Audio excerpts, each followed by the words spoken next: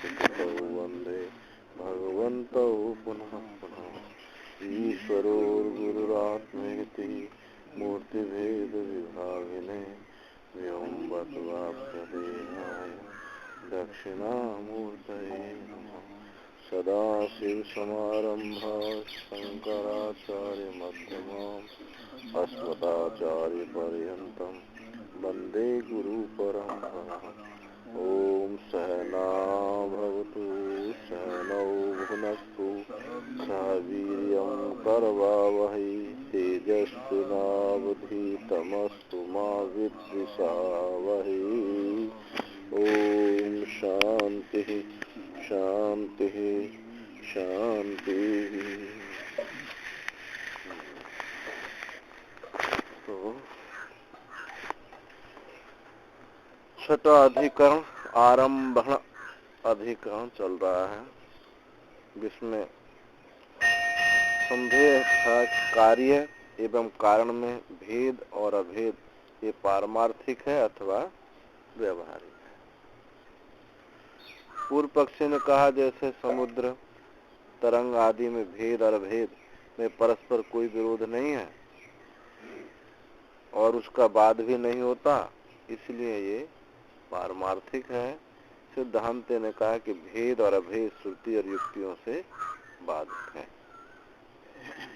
ये भेद जो है व्यवहारिक है, पारमार्थिक नहीं है, कार्य कारणों से भिन्न नहीं है, इसलिए अद्वितीय ब्रह्म ही पारमार्थिक सत्ता है। इस पर विचार चल रहा। तो इसमें सूत्र था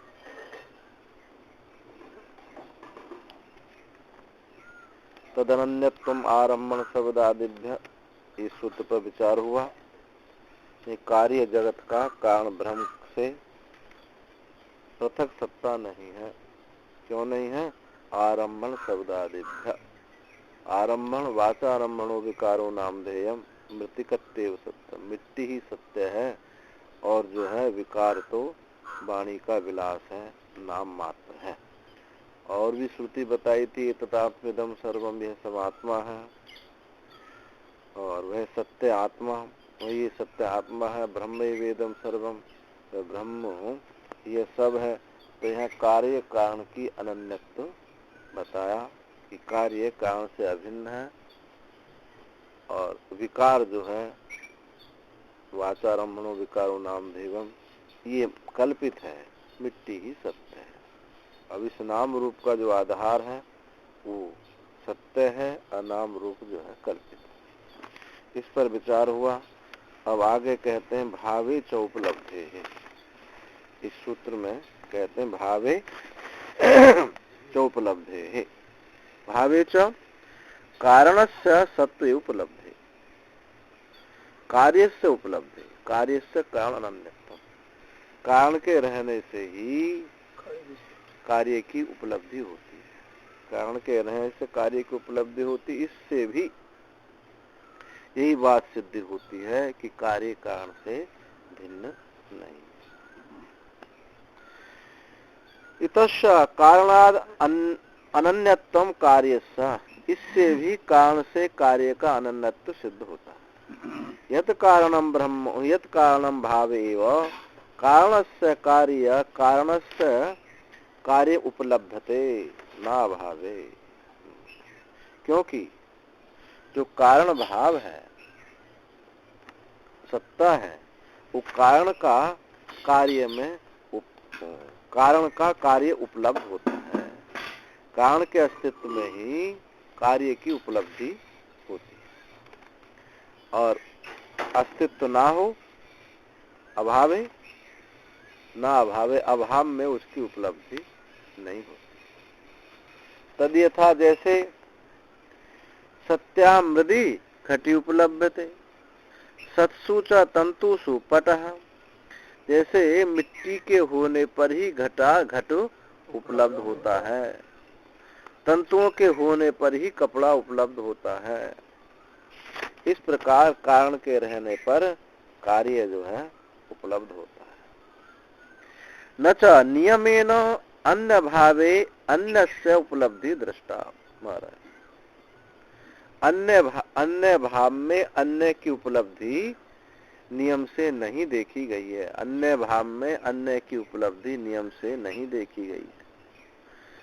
नहीं अश्वो गो अन्य सन गो भाव उपलब्धते, क्योंकि जो घोड़ा है गाय से अन्य होता हुआ वो गो भाव को प्राप्त नहीं होता है।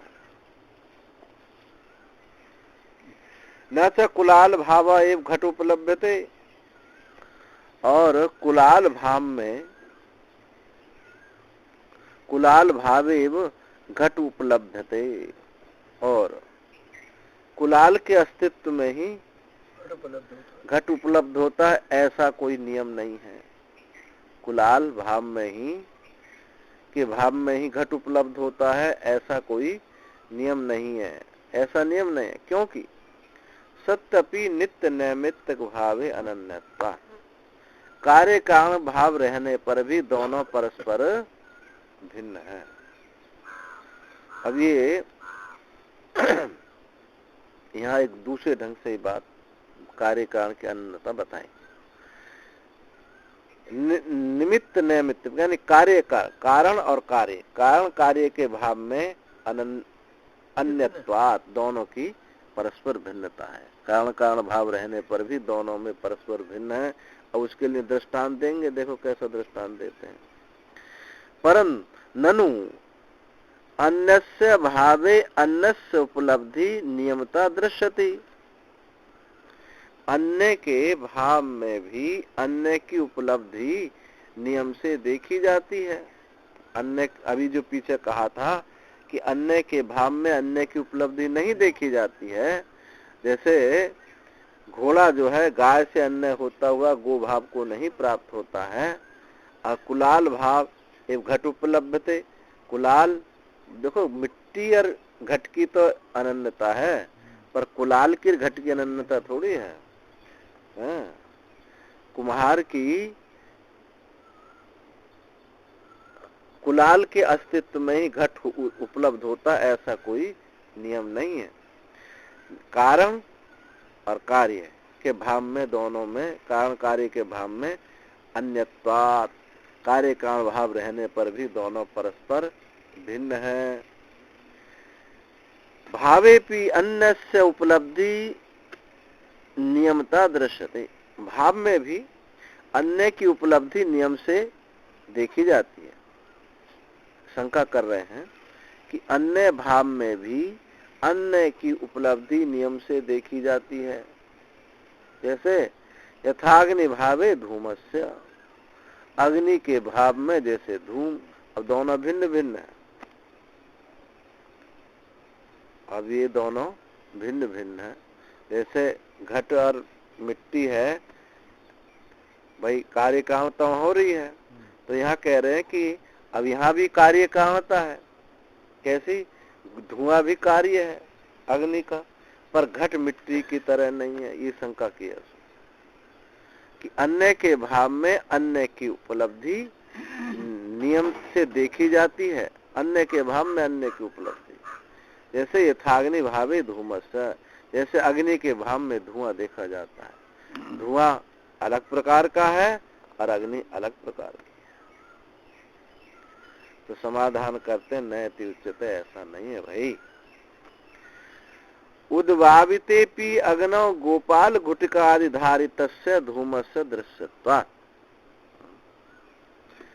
उद्भावित, अग्नि के बुझ जाने पर भी वो गुड़गुड़ी नहीं होती है, धुआं पीने हुक्का, छोटी सी जो ग्वालियर लोग अपने, हाँ हुकिया, उद्भावित अग्नि के बुझने पर भी गोपाल घुटिका आदि धारित धूम का दृश्यमानत्वा देखा जाता है। ऊपर आग बुझ जाए लेकिन नली में धुआं उसका भरा रहता है, अथवा वहां से निकल जाए मुंह में भरा रहता है, मुंह में भर ले। तो अग्नि से रह, कारण से अलग रह करके भी रह रहा है, नहीं रह रहा। कारण से अलग रह, अग्नि से अलग रह करके भी धुआं रह रहा है। तो उद्भावित अग्नि में, अग्नि के रहते ही धूम की उपलब्धि होती है, इस पर कहते हैं ऐसा कोई नियम नहीं। अग्नि के रहते ही धूम की उपलब्धि होती है, ऐसा कोई नियम नहीं, क्योंकि अग्नि के बुझ जाने पर भी गोपाल घुटिका आदि के धारण किया हुआ धूम देखने में आता है। अग्नि बुझ गई फिर भी धुआं है, ऐसा उत्तर दृष्टांत अलग बहुत सारे दृष्टांत। आग बुझ जाती, कमरा में धुआं भरा रह जाता।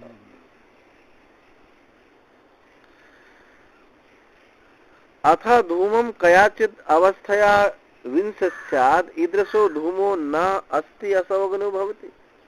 यदि धूम को किसी विशेषण से विशिष्ट कर दें, धुआं को किसी विशेषण से विशिष्ट कर दें कि ऐसा धुआं अग्नि के अभाव में नहीं होता, ऐसा विशिष्ट कर दें कि ऐसा धुआं अग्नि के अभाव में नहीं रहा, ऐसा धुआं को विशिष्ट कर दें कुछ, तो ऐसा निवेश करने पर भी कोई दोष नहीं हुआ। ऐसा तुम कहो तो भी कोई दोष नहीं हुआ। उसने कहता है कि धूम कोई सभी धूम नहीं, कुछ विशेष धूम ऐसे होते हैं जो कारण से अलग करके भी, अग्नि से अलग करके भी रहते हैं। धूम को किसी विशेषण से विशिष्ट कर दें कि ऐसा धूम अग्नि के अभाव में नहीं होता, ऐसा धूम अग्नि के अभाव में नहीं होता, तो ऐसा निवेश करने पर भी कोई दोष नहीं है। नैवम अपि कश्च, कोई दोष नहीं है। तद तद तद तद भाव अनुरक्ता ही बुद्धि कार्य कारण अनन्नत्व हेतु वयम वदामः।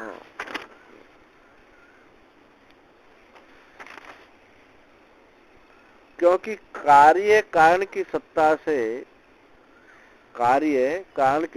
से अनुरुक्त बुद्धि को हम कार्य कारण के अभेद में हेतु कहते हैं। कार्य कारण की सत्ता से जो अनुरुक्त बुद्धि है, एक बुद्धि है, उसी को हम कार्य कारण के अभेद में हेतु कहते हैं। और न च असव अग्नि धूमयो विद्यते, और वह अग्नि धूम में, और वो ऐसी बुद्धि अग्नि धूम में नहीं है। ऐसी जो बुद्धि है, हम कार्य कारण के अनन्त में हेतु, जो एकता में अभिन्न में हेतु हम जो कहते हैं कि कारण कार्य में, कारण का कार्य की सत्ता से अनुरुक्त बुद्धि हो, तब हम ऐसा कहते हैं। ऐसा नहीं कहते न च असौ अग्नि धूमयो विद्यते, अग्नि धूम में जैसा है ऐसा हम नहीं कहते। भावाच उपलब्धि वा सूत्रम, ऐसा भावाच उपलब्धि सूत्र में इस पर हम विचार कर रहे हैं। ऐसा सूत्र है, भावाच उपलब्धि, भाव से ही उसकी उपलब्धि होती है। न केवल शब्दादेव कार्य का अनन्यत्वम, प्रत्यक्ष उपलब्धि भावाच तयो अनन्यत्वम इत्यर्थ। न केवल श्रुति से ही कार्य कारण की अनन्यता, अभिन्नता है, प्रत्यक्ष उपलब्धि भाव से भी दोनों की अनन्यता है। भवती ही प्रत्यक्ष उपलब्धि कार्य कारण अनन्यत्व में, कार्य कारण में के अनन्यत्व में अभी ये प्रत्यक्ष उपलब्धि होती है। जैसे उपलब्धि होती, जैसे तंतु संस्थाने पटे, तंतु संस्थाने पटे तंतु व्यतिरेकेण पटो नाम कार्यम नैव उपलब्धते, केवलास्तु तंतवः आतान वितांत बनता प्रत्यक्ष उपलब्धते।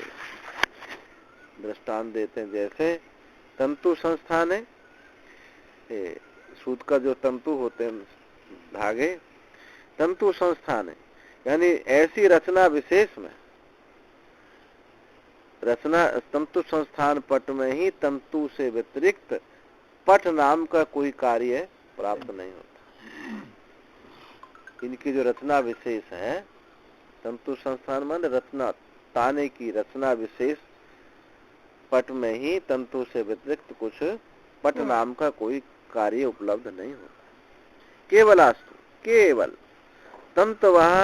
तंतवः आतान वितान बनता प्रत्यक्षम उपलब्धते, केवल उनका ताना बाना ही, ताने वाले तंतु ही उपलब्ध वहां होते हैं। ताना बाना इधर से पाए, दोनों तरफ से तंतु ही प्रत्यक्ष उपलब्ध होता है। तथा तंतुषु अंशवो अंशुषु तद अवयवाः, उसी प्रकार तंतुओं में उनके अवयवभूत जो अंशु हैं वही उपलब्ध होते हैं। तंतुओं में उनके जो अवयवभूत अंशु हैं वही उपलब्ध होते हैं। अनया प्रत्यक्ष उपलब्ध है लोहित शुक्ल कृष्णानि त्रीणि रूपानि ततो वायु मात्रम आकाशम चेति अनुमेयम। श्रुति छांदोग्य श्रुति कही। इस प्रत्यक्ष उपलब्धि में लोहित शुक्ल कृष्ण 3 रूप है। तदनंतर उसके अनंतर वायु और उसके अनंतर आकाश मात्र, ऐसा अनुमान करना चाहिए। तो ततः परम ब्रह्म एक अद्वितीयम, इसलिए पर ब्रह्म ही एक अद्वितीय है। तत् सर्व प्रमाणानाम निष्ठाम आवोचा, तो वहां सब प्रमाणों की उसी में निष्ठा यानी समाप्ति है। उस सब प्रमाणों की इस आत्म एक अद्वितीय तत्व में ही समाप्ति है, ऐसा हम पीछे कह के आए हैं। तो कारण भाव चो उपलब्ध है, यानी भाव रूप से ही कार्य की उपलब्धि है। अगर मिट्टी वहां नहीं है तो घट की उपलब्धि नहीं। सत्वाच्च अवरस्य अवरस्य कार्य से सत्वात् उत्पत्ति प्राग ब्रह्म वा इदम अग्रासीत इत्यादि सत्व श्रवणादपि कार्य से कारण अनन्यत्वम।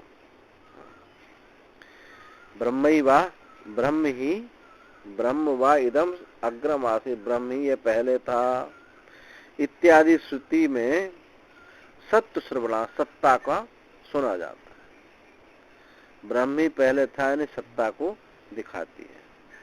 तो इस सत्ता को दिखाने से कार्य का कारण से अनन्यत्व है।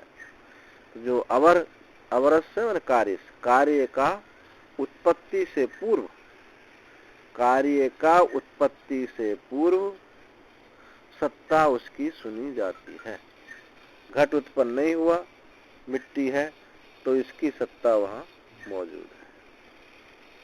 इतश्च कारणात् कार्यस्य अनन्यत्वं यत् कारणं प्रागुत्पत्ते कारणात्मना एव कारणे सत्व अवरकालीनस्य कार्यस्य सूयते।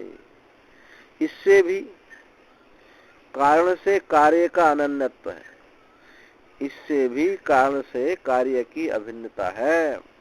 यत् कारणम, क्योंकि प्राग उत्पत्ति से पहले कारण आत्म रूप से ही कारण में ही सत्वरकालीन से यानी अर्वाचीन जो कार्य है, इस समय जो मौजूद कार्य है वो कारण में ही सत्ता रूप से मौजूद है। कारणात्मना, कारणात्म रूप से ही कारण में सत्वरकालीन कार्य, सत्वरकालीन अवरकालीन अर्वाचीन काल जो कार्य है यहाँ सत्ता रूप में मौजूद है। सदैव सौम्यदम अग्रासीत आत्मा वायदम एक एव अग्रासीत। हे सौम्य, सत ही पहले था, यहाँ भी सत्ता को दिखाई स्मृति से। आत्मा वायदम एक एव अग्रासीत, आत्मा ही ये पहले था, इससे भी सत्ता को दिखाई। इत्यादौ इदम शब्द गृहीतस्य कार्यस्य कारणेन समानाधिकरण। इत्यादि श्रुतियों में इदम शब्द गृहीत,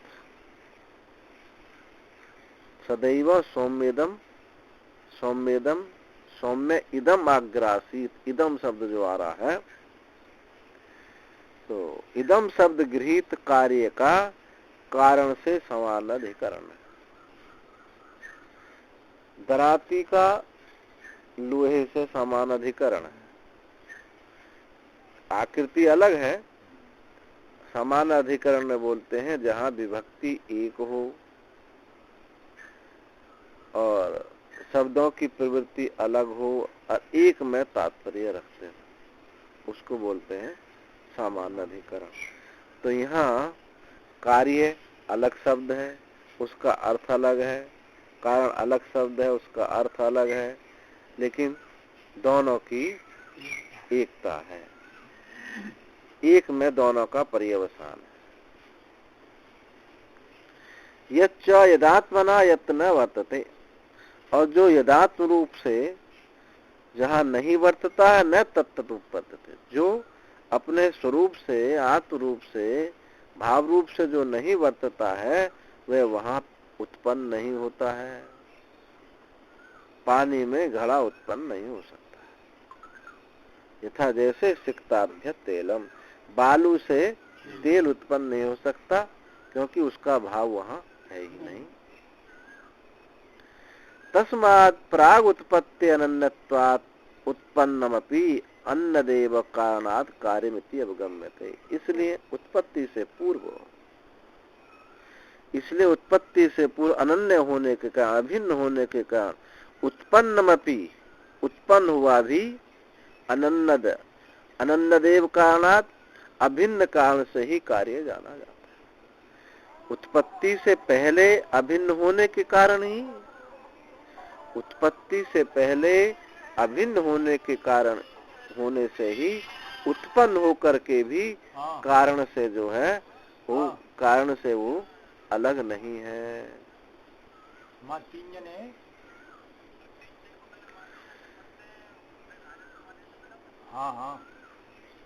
यथा च कारणम ब्रह्म त्रिषु कालेषु सत्वम न व्यभिचरति इति, एवं उत्पत्ति से पहले अभिन्न है और उत्पन्न होने पर भी वो कारण से कार्य की अभिन्नता ही है।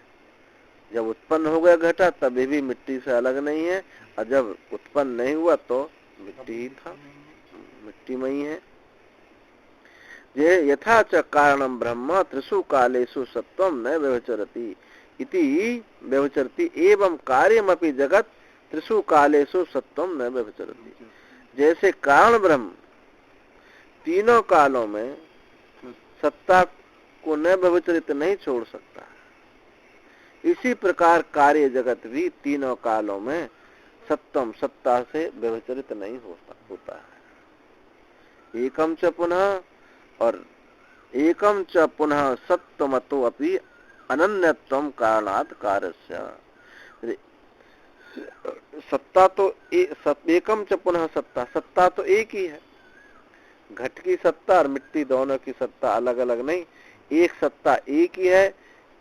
एक सत्ता, इसी से कार्य से कारण की अभिन्नता सिद्ध होती है। दोनों की सत्ता एक है। किसी काला मतलब कारण से कार्य भिन्न नहीं होगा। सत्ता रूप में देखो, यहाँ आगे जो खंडन करेंगे, आगे जो नैयायिक कहता है कि असत से ही सत की उत्पत्ति होती है, अभाव से ही उत्पत्ति होती है, और यहाँ कहते हैं कि सत्ता रूप से ही उत्पत्ति है, तभी कार्य कारण की अभिन्नता है। और सत्कार्यवाद का खंडन है कि जगत सत्य है। वेदांत कहता है कि इसका ये कारण रूप से सत्य है, कार्य रूप से सत्य नहीं, आत्म रूप से, परमात्मा रूप से सत्य। हाँ, और सांख्य भी, वहां भी सत्कार्यवाद को कहा गया है। तो इन सत्कार्यवाद का खंडन यहाँ किया जा रहा है, सत्कारणवाद की पुष्टि की जा रही है। सत्कार्यवाद वो कार्य को सत्य मानना है, एक कारण को सत्य मानना है, ये दोनों में अंतर। तो सत्कारणवाद की बात चल रही है, सत्कार्यवाद का खंडन हो रहा है।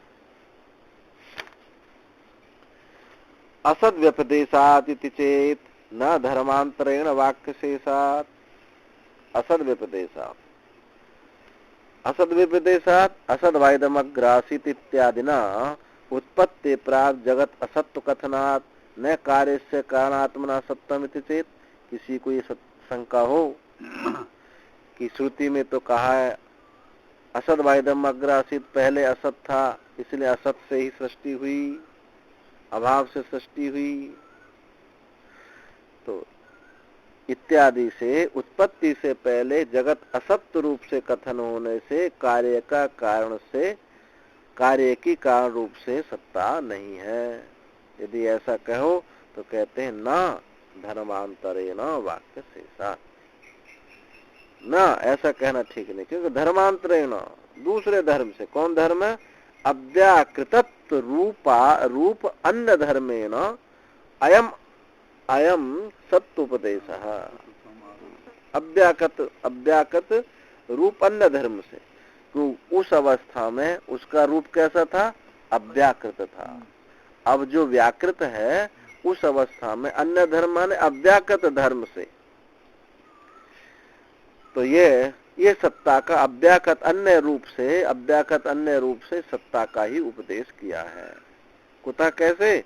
वाक्य से साथ इसी में जहां ये बात कही गई है कि असद वायदमग्रासित, इसी प्रसंग में इसी में आगे वाक्य मिलता है। वाक्य से साथ क्या वाक्य मिलता है? तद सदासीत इति वाक्य से साथ, वह सत्य था। असत से शुरू किया है और फिर कहा वहां सत्य था। तो इस वाक्य से क्या है? ये असत जिसको कह रहे हैं ये धर्मांतर रूप से है। अव्यक्त रूप से जो सत है उसी को असत कहा है, उसी को असत कहा। इति वाक्य अतः सिद्धम कार्य से कारण अनन्यत्वम, इससे सिद्ध हुआ कि कार्य का कारण से अनन्य सिद्ध है। ननु क्वचिद असत्मपि प्राग उत्पत्ति कार्य सोपदिशति श्रुति। शंका करते हैं कि कहीं असत उत्पत्ति से पहले असत्य भी कार्य का उपदेश करती है। उत्पत्ति से पूर्व में कार्य का असत्य भी श्रुति कहती है। असद एविदमग्रासीत, असद वाइदमग्रासीत, असद एव इदमग्रासीत एक दूसरी श्रुति है, और असद वाइदमग्रासीत ये दूसरी श्रुति है। एक छांदोग्य की है, एक तैत्तिरीय की। इति च तस्माद असद व्यपदेशात न प्राग उत्पत्ति कार्य से सत्वम इति चेत। इसलिए असद व्यपदेश होने से, श्रुति असत को कहने से उत्पत्ति से पहले कार्य की सत्ता नहीं है। उत्पत्ति से पूर्व, सृष्टि के पूर्व में जगत असत था, ये श्रुति है। इस असत का विधान होने से उत्पत्ति के पहले कार्य की सत्ता नहीं है। यदि ऐसा कहते हैं तो हम कहते हैं ऐसा कहना ठीक नहीं होगा। इति ब्रूम नैति ब्रूम, ऐसा कहना ठीक नहीं। अयम अत्यंत असत्व अभिप्रायेन प्राग उत्पत्ति कार्य से सदुपदेश। यह अत्यंत असत्ता के अभिप्राय से उत्पत्ति से पहले कार्य का सदुपदेश नहीं है कि नितांत असत्ता कहने के लिए कहा जा रहा। किमतरी तो क्या है? व्याकृत नाम रूपत्वाद धर्माद अव्याकृत नाम रूपत्वम धर्मांतरम तेन धर्मांतरेण अयम असद्व्यपदेशः प्राग उत्पत्ति सतैव कार्यस्य कारण रूपेण अनन्यस्य। तो कैसे बताया कि व्याकृत नाम रूप धर्म से अव्याकृत नाम रूप दूसरा धर्म। एक धर्म तो व्याकृत हो गया, मूर्तम च एक मूर्त रूप है, अमूर्तम च एक के ही दो रूप हो रहे हैं, एक का मूर्त रूप, एक का अमूर्त रूप। तो जो व्याकृत नाम रूप धर्म से अव्याकृत नाम रूप जो दूसरा धर्म है, उस धर्म से यह असत व्यपदेश, उत्पत्ति से पहले जो असत व्यपदेश है, उस सत कार्य का कारण से अनन्यत्व दिखा। व्याकृत माने नाम रूप सहित। हाँ, नाम रूप ही उत्पन्न हो जाने, नाम रूप प्रकट हो जाने, दिखने लगे, उनकी अभिव्यक्ति हो जाने लगे। तो यह असद व्यपदेश उत्पत्ति से पहले सत कार्य का कारण से अनन्यता ही दिखाता है। तो दूसरे धर्म रूप से एक का ही दूसरा धर्म हो रहा है। कथम एतदवगम्यते, कैसे जाना जाता है? वाक्य शेष से, क्योंकि इसी प्रसंग में आ गए तदासीत, वाक्य शेष कहा। तो जो पहले असत कहे तो उसको असत ही कहना चाहिए आगे, लेकिन उसको क्या कह दिया आगे? सत कहा। तो इससे सिद्ध हुआ कि नितांत असत नहीं है, वो अव्यक्त रूप से उसको तो असत कहा। मानी महाराज ने अव्यक्त ही समझ जाए। हाँ जी, और अव्याकृत, अव्याकृत, और क्या? असद माने अव्याकृत। वाक्य शेषा, वाक्य यद उपक्रमे संदिग्ध अर्थम वाक्यम तत्शेषात् निश्यते। जो वाक्य शेष में जो उपक्रम में संदिग्ध अर्थ, संदेह अर्थ वाला वाक्य है, उसको शेष रूप से निश्चय किया जाता है। क्योंकि जो पहले ही वाक्य असद जो है संदिग्ध लग रहा है, इसी को वाक्य शेष में वो संशय रहित हो जाता है, उसी का शेष रूप से निश्चय किया जाता है।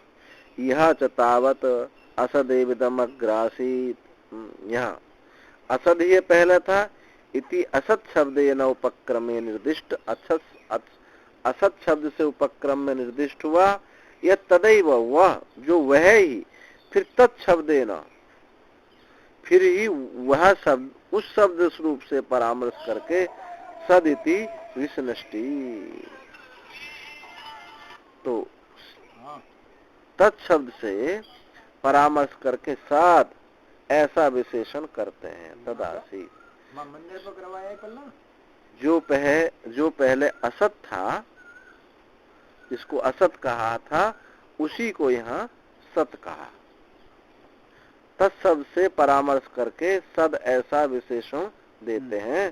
तदा सदासी, तत् सदासी, वह तत्शब्द को कहाँ से लिया?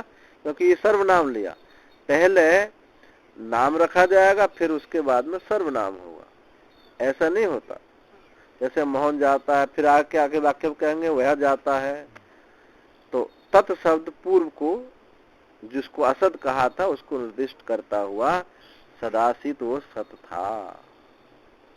असतस्सा पूर्वापर काल संबंधात आसीत शब्द अनुपपत्ते, और असत का पूर्वापर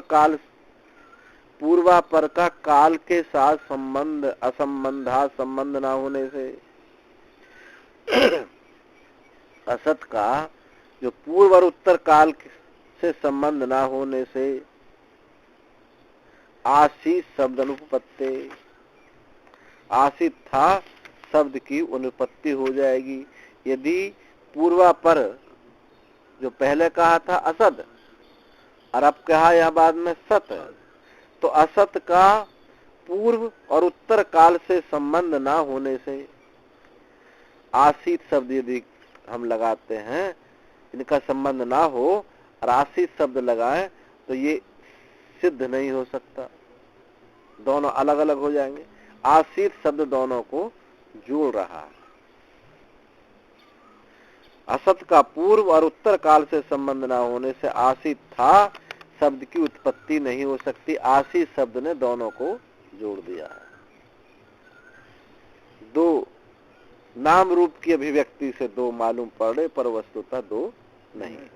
असद वायदम अग्रासीत इति अत्रापि तदात्मानं स्वयं कुर्वत इति वाक्य से विशेषणात् न अत्यंत असत्वम। इस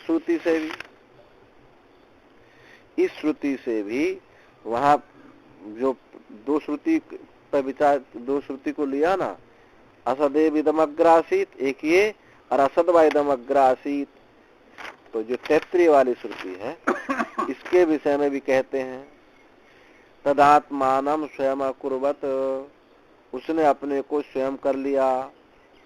इति वाक्य से विशेषणात् न अत्यंत असत्वा, उसने अपने को स्वयं कर लिया, तो इस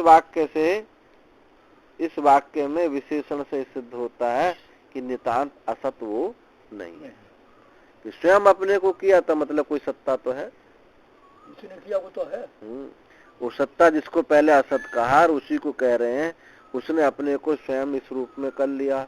तो असत शब्द जो है वो केवल अव्याकृत है। असत्ता नहीं है। नैयायिक कहता है कि असत्य है, असत्य से ही जगत उत्पन्न हुआ। तस्मात् धर्मांतरेण एव अयम असद व्यपदेश उत्प्राग उत्पत्ति कार्य से। इसलिए धर्मांतर दूसरे धर्म से ही ये असद व्यपदेश उत्पत्ति से पहले कार्य का कहा गया है। नाम रूप व्याकृतम ही वस्तु सत्शब्दारहम लोके प्रसिद्ध है, क्योंकि लोक में नाम रूप से जो व्याकृत वस्तु को ही सत्य कहते हैं। कह हमने देखा है भाई, आंखों से देखा है, बिल्कुल सत्य है। नाम रूप से व्याकृत वस्तु को ही सत शब्द से लोक में कहा जाता है, इसलिए वो नाम रूप वहां दिखाई देता है, इसलिए उसको असत कह दिया है। पर वो असत ही नहीं है। अतः प्राग नाम रूप व्याकरणाद असद इव आसीद इति उपचर्यते। इसलिए पूर्व नाम रूप के व्याकरण से पहले, इस नाम रूप की अभिव्यक्ति से पूर्व असद इव, असद सा ही था, असद नहीं था, असद सा ही था। नाम रूप की अभिव्यक्ति से हम सत कहते हैं लोग व्यवहार में। तो नाम रूप की पूर्व नाम रूप के व्याकरण होने से पहले असद इव, असद सा ही था ऐसा उपचरित होता है, पर वास्तव में वो सत्य ही है। नाम रूप नहीं थे मतलब असत था, यानी अव्यक्त था। हाँ, अव्यक्त, बस अव्यक्त शब्द को यहाँ असत शब्द से कहा है।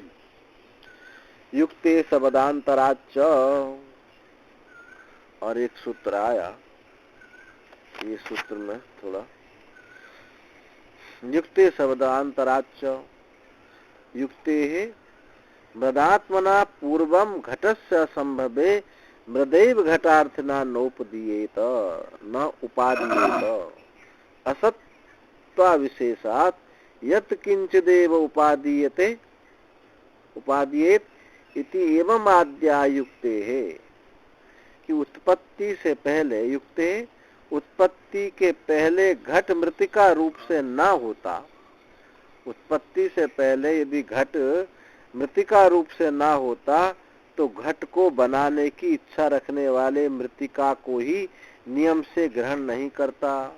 यदि घट वहां मृतिका रूप से मौजूद ना होता तो घट को ही क्यों ग्रहण करता, मिट्टी को ही क्यों ग्रहण करता, मिट्टी क्यों लाता। मिट्टी में घड़ा है तो वही ग्रहण कर लो, अगर वो नहीं होता तो ना होता यदि तो कैसे ग्रहण कर ले। मृतिका को ही नियम से ग्रहण नहीं करता और पदार्थों को भी ग्रहण करता और पदार्थों को ग्रहण कर लेता, क्योंकि घट की सत्ता को उसकी उत्पत्ति के पहले न मानने पर मृतिका और अन्य पदार्थों में कोई विशेषता नहीं। यदि घट की का पूर्व रूप मिट्टी में ना माने तो मिट्टी और अन्य पदार्थों में क्या विशेषता, एक समान ऐसे किसी को ग्रहण कर लेता। शब्दांतराच इत्यादि युक्तियों से कहते हैं शब्दांतराच दूसरे शब्दों सदैव सौम्यदम अग्रासीत इत्यादि विद्यमान सत शब्दांतराच सिद्धम कार्य से का अनन्यत्व। सद ही सौम्य पहले था इत्यादि में विद्यमान सत शब्दांतर दूसरे शब्द से, विद्यमान सत को ही दूसरे शब्द रूप से, कौन दूसरा शब्द, असत, असत शब्द से ऐसा कहा गया है। इससे सिद्ध हुआ कि सिद्ध कार्य से कारण अनन्यत्वम सत्यम च। इसलिए कार्य का कारण से अभेद ही अभेद सत्ता है, सत्ता रूप से अभेद है और कार्य रूप से भेद है। कार्य क्या है, वाचारंभण है। ये जो नाम रूप है वाचारंभण, इसका जो आधार है वो कारण से भिन्न नहीं है, क्योंकि वो दोनों है ही नहीं, एक ही है। मूर्तम च युक्तेश प्राग उत्पत्ति कार्य से सत्यम अनन्यत्वम च कारणाद अवगम्यते। अब युक्ति से बात बताते हैं। युक्ति शब्दांतराच, युक्ति से भी, श्रुति से नहीं युक्ति से भी ये बात बताई जाती है। उत्पत्ति से पूर्व कार्य की सत्ता कारण से अभिन्न है ऐसा जाना जाता है, युक्ति से भी, अशब्दांतराच और श्रुति से भी जाना जाता है। युक्ति स्थावत वर्णन, पहले युक्ति की बात बताते हैं। युक्ति स्थावत वर्णन से पहले युक्ति का वर्णन करते हैं। दधि घट रुचकादि अर्थी भी प्रतिनियतानि कारणानि क्षीर मृतिका सुवर्णादीनि उपादीयमानानि लोके दृश्यन्ते। दही, घड़ा और आभूषण आदियों का जो को प्राप्त करना चाहता है, इनका जो अर्थी है, उनके द्वारा प्रतिनियत जो जिसका कारण है, प्रतिनियत कारण है। जैसे दधि का कारण क्या है? दूध है। घट का कारण क्या है? मृतिका है। और रुचक आभूषण का कारण क्या है? सोना है। इस प्रकार से उन्हीं को ही ग्रहण करता हुआ लोक में देखा जाता है। नहीं दधि अर्थी भी मृतिकोपादीयते, दधि के अर्थी के द्वारा मिट्टी कोई ग्रहण नहीं करता। अन्य घटार्थी जो घट को चाहने वाला वो दूध को ग्रहण नहीं करता। तद असत कार्यवादे नोपद्यते, ये जो बात हम कह रहे हैं ये असत कार्यवाद में प्राप्त नहीं होती है। वो तो कहते अभाव से ही उत्पत्ति हुई है, अभाव से ही उत्पत्ति। जो असत से होते तो बगैर दूध के दही बन जाना चाहिए। तो हाँ, यही तो कह रहे हैं। हाँ, यही यही तो युक्ति दे रहे हैं। यदि असत बिना उस भाव सत्ता के बिना उत्पन्न हो जाता तो ऐसा होना चाहिए था। यही तो कह रहे हैं जो आप कह रहे हैं। देखो शब्दों भाषा की क्लिष्टता है, तात्पर्य तो सब जानते हैं, युक्ति तर्क प्रबल है। तदसत्व कार्यवाद, इसलिए उस असत कार्यवाद में नो पद्धति ये सब प्राप्त नहीं होता। अविशिष्टे ही प्राग उत्पत्ते सर्वत्र सर्वस्य सत्वे कस्मात् क्षीराद एव दधि उत्पद्यते न मृतिकाया। यानी उत्पत्ति से पहले सर्वत्र सबकी असत्ता होने पर, उत्पत्ति से पूर्व सर्वत्र सबकी असत्ता समान होने पर कस्मात् क्षीरादेव दधि उत्पत्तित, उत्पत्ति से पहले सबकी असत्ता समान होने पर क्षीर से ही दधि उत्पन्न होता है, मृतिका से नहीं। या मृतिका से घट उत्पन्न होता, क्षीर से नहीं।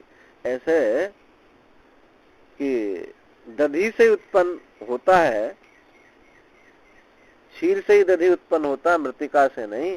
तो ऐसा कैसे होता है, कैसे संभव होता है? जी सबकी सत्ता पूर्व में समान रूप से होती, पर अभाव तो समान रूप से है।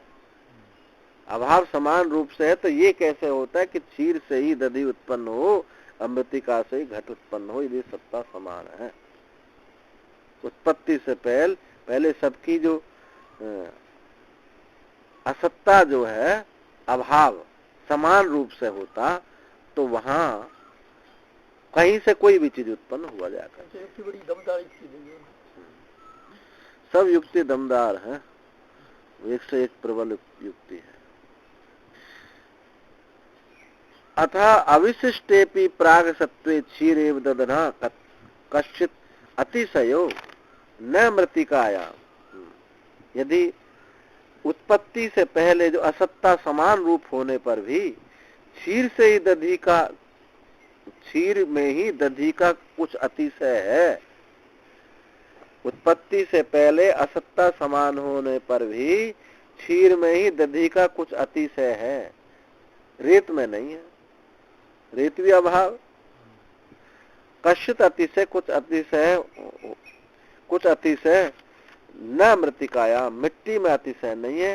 वो दधि का अतिशय दूध में ही कुछ है, मिट्टी में नहीं हो सकता। मृतिकायाम च घटस्य कश्चित अतिशय न क्षीरति उच्यते।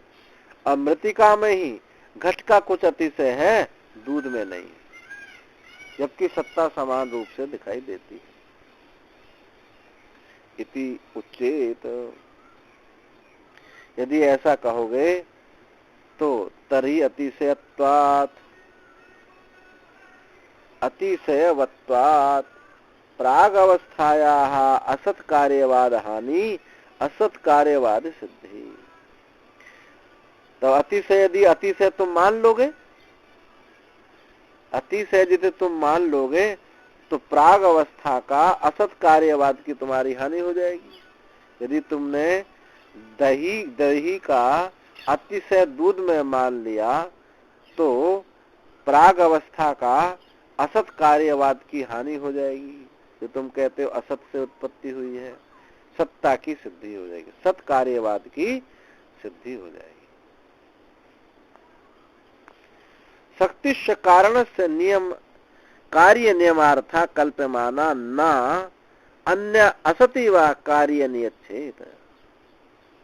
कार्य के नियमन के लिए शक्तिश्च कारणस्य, और जो कारण की शक्ति है कार्य के नियमन के लिए कल्प्यमान जो कारण शक्ति है अन्य अथवा असत, अन्य माने अथवा असत होने पर कार्य का नियमन नहीं कर सकती।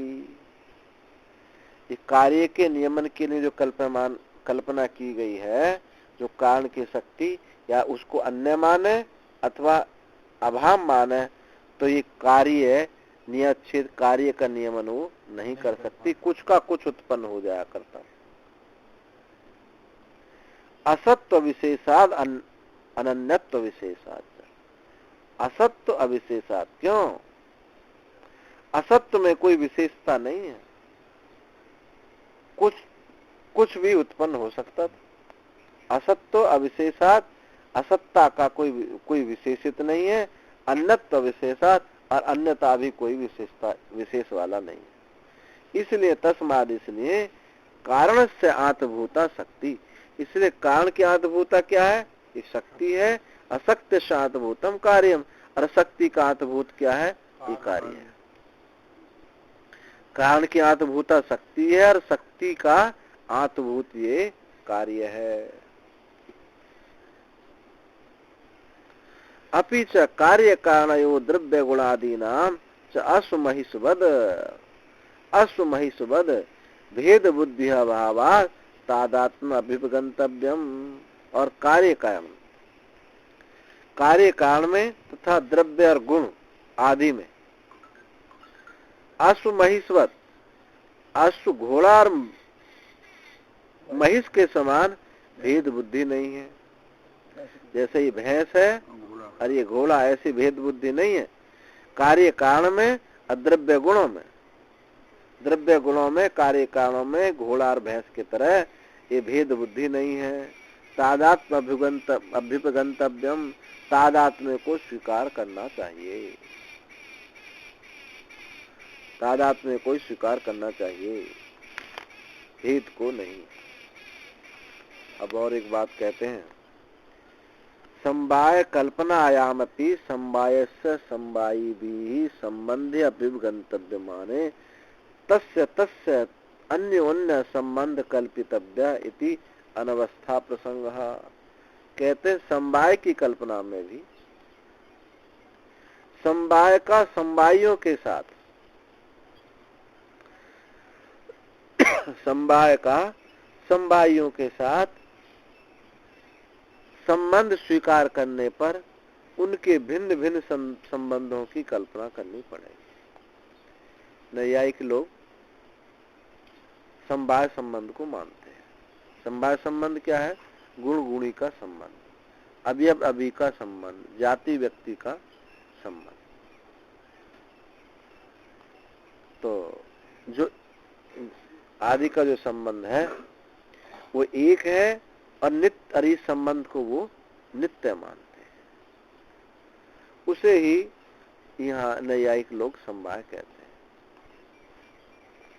तो ये कहते हैं समवाय कल्पना में भी समवाय का समवाइयों के साथ संबंध स्वीकार करने पर भी तस्य उसका अन्य संबंध की कल्पना करनी पड़ेगी। उसका संबंध इससे जोड़ा, फिर उसका संबंध किसी और से जोड़ा, उसका संबंध किसी और से जोड़ा, तो अनवस्था दोष प्राप्त होगा। एक यदि सत्ता को स्वीकार ना करें, समवाय कल्पना में समवायी का समवायियों के साथ संबंध स्वीकार करें और एक सत्ता को स्वीकार ना करें तो अनवस्था दोष प्राप्त। उसका संबंध उससे, उसका संबंध उससे, एक सत्ता स्वीकार ना करने पर। अनभ्युपगम्य माने च विच्छेद प्रसंग, और स्वीकार ना करने पर, स्वीकार ना करें तो कार्य का द्रव्य गुण आदि का विच्छेद हो जाएगा। अतः समवाय स्वयं संबंध रूपत्वात् अनपेक्षैव अपर संबंधम संबंधित। यदि ऐसा तुम कहो कि समवाय स्वयं संबंध रूप होने से अनपेक्षा अन्य की अपेक्षा ना करे, यदि तुम ऐसा कहो कि समवाय स्वयं संबंध रूप है, उसको अन्य की अपेक्षा, अनपेक्षैव अपरम संबंध दूसरे से अपेक्षा ना करके संबंधित होता है, तो संयोगोपि, तब तो संयोग भी स्वयं संबंध रूप होने से अन्य की अपेक्षा ना करके समवाय को समवायम संबंधित, समवाय रूप से संबंध हो जाएगा। समवाय स्वयं संबंध रूप होने से दूसरे संबंध की अपेक्षा के बिना ही संबंध होता है, ये तुम ऐसा कहोगे तो संयोग भी स्वयं संबंध रूप होने से समवाय की अपेक्षा के बिना ही संबंध हो जाता है। संबंध संयोग भी ऐसा हो जाएगा। तदात प्रतीतेश तद द्रव्य गुणादि नाम समवाय कल्पना अनर्थक्यम, और तादात्म्य की प्रतीति से द्रव्य गुणादि में समवाय कल्पना अनर्थ है। यदि तादात्म्य है तो वहां द्रव्य गुणादि की समवाय में कल्पना अनर्थक होगी। यदि तादात्म्य आप मान लेते हो, घड़े का मिट्टी के साथ तादात्म्य है तो वहां समवाय मानने की जरूरत नहीं है, ना संयोग मानने की जरूरत है।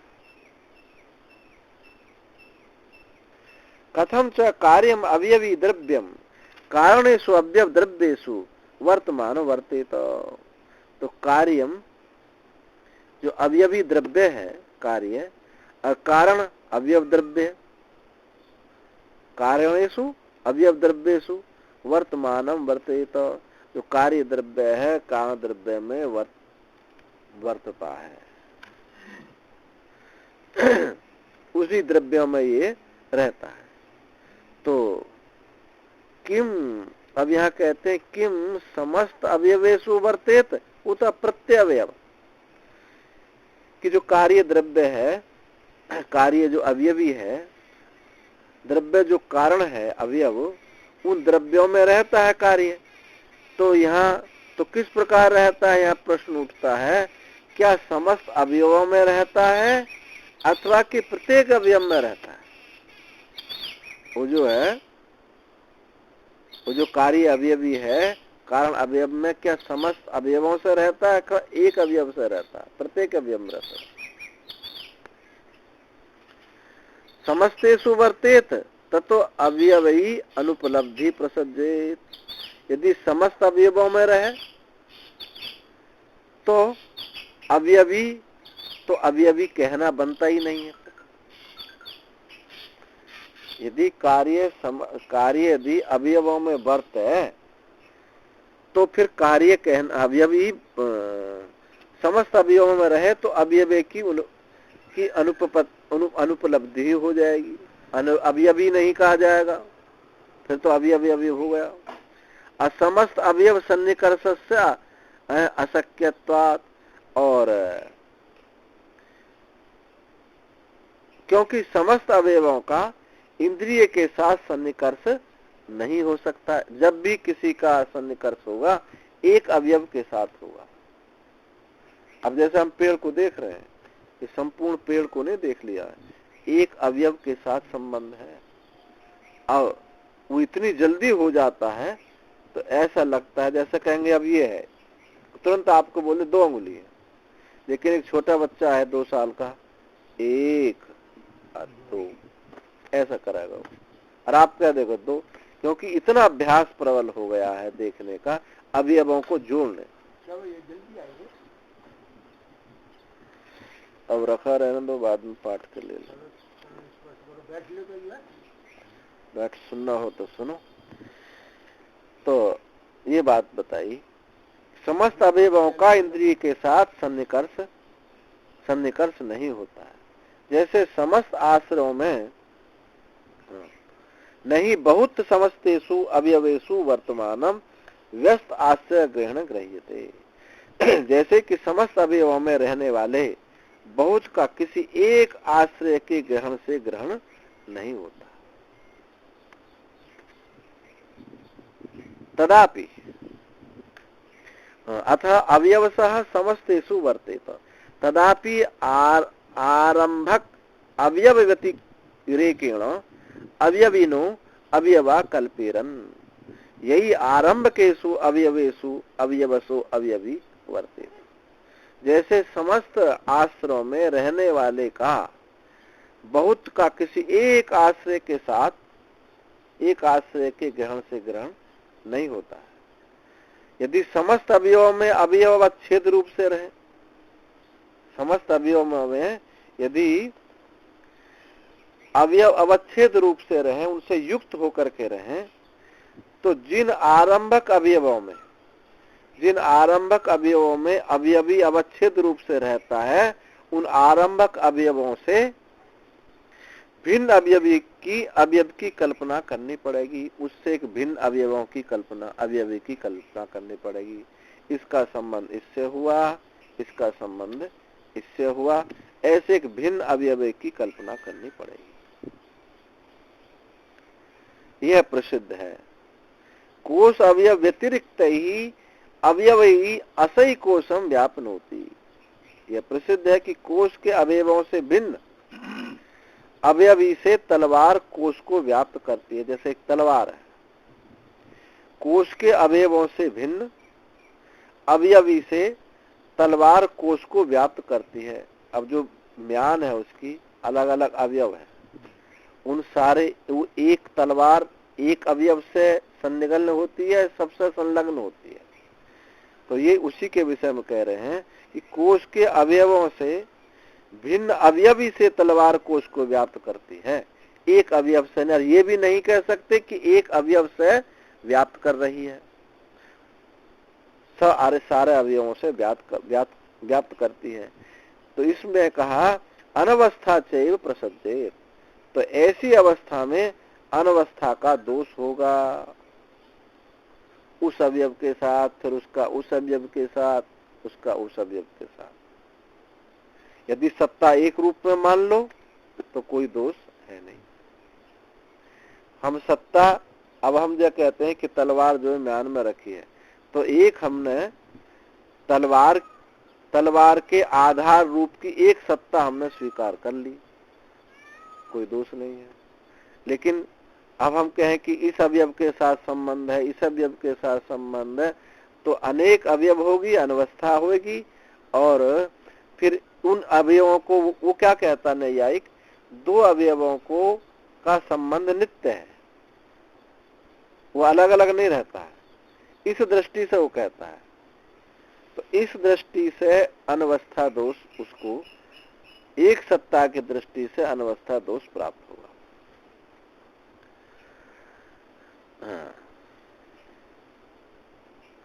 तेषु तेषु अवयवेषु वर्तितुम अन्येषां अवयवानां कल्पनीयत्वात्। इस प्रकार वर्तने पे अन्य अवयवों की कल्पना होगी। अथा प्रत्यवर्तेत, यदि एक अवयव के साथ वर्ते, तद एकत्र व्यापारो अन्यत्र व्यापार स्यात्।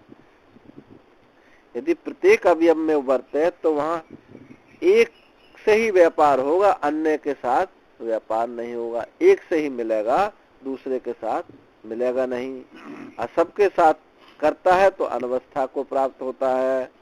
तो नहीं, देवदत्त सुघ्ने सन्निधीयमाना तद आहारे पाटलिपुत्रेपि संधीयते। जैसे एक दृष्टांत दे रहे हैं, जैसे सुघ्न नाम का कोई देश है, कोई सिटी है, वहां कोई देवदत्त वहां देवदत्त रहता हुआ। मथुरा मथुरा तो आगरा लिख रहे हैं। अरे आगरा कह लो, मथुरा तो अच्छा, पुस्तक में मथुरा तो कहा। मथुरा, चलो मथुरा ठीक है। मथुरा ही श्रुघ्न में कोई रहने वाला रहता हुआ देवतर उसी दिन पाटलिपुत्र में नहीं रह सकता। एक अवयव के साथ संबंध होने पर दूसरे अवयव के साथ संबंध नहीं हुआ। सन्निधीयते पाटलिपुत्रेपि सन्निधीयते। युगपद एक युगपद अनेकत्व वृत्तौ अनेकत्व प्रसंग। एक ही समय में अनेक स्थान में रहे, एक ही समय में अनेक स्थान में रहे तो सुगनु और पाटलिपुत्र में रहने वाले देवदत्त और यज्ञदत्त के समान अनेकत्व का प्रसंग होगा।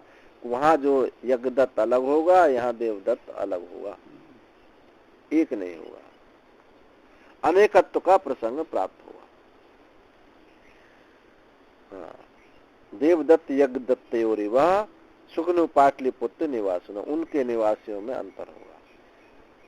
गोत्वादिवत प्रत्येकम परिसमाप्ते न दोषित चेत। अब शंका करके कहता है कि गोत्वादि के समान प्रत्येक में परिसमाप्ति होने से दोष नहीं है। जाति रूप से गोत्व, व्यक्ति नहीं, विशेष नहीं, सामान्य। गोपना तो कहते हैं जैसे सब गायों में गोपना एक है, सब गायों में गोपना ऐसा है, ऐसे ही सब अवयवों में उस जाति रूप से गोत्रपने की तरह सब में रह लेगा। गोत्व आदि के समान प्रत्येक में परिसमाप्ति होने पर कोई दोष नहीं होगा। यदि मैं ऐसा कहूं तो ऐसा कहना ठीक नहीं होगा। ना प्रतीति अभावा, अरे भाई प्रतीति भी तो होनी चाहिए।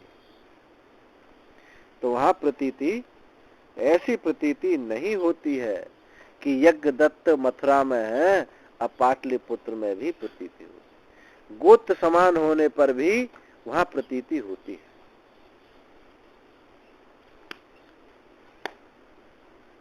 यदि गोत्वादिवत प्रत्येकम परिसमाप्ति अवयवी स्यात् यथा गोत्वम प्रतिव्यक्ति गृह्यते एवं अवयवी अपि प्रत्यवयम प्रत्यक्षम गृह्येत।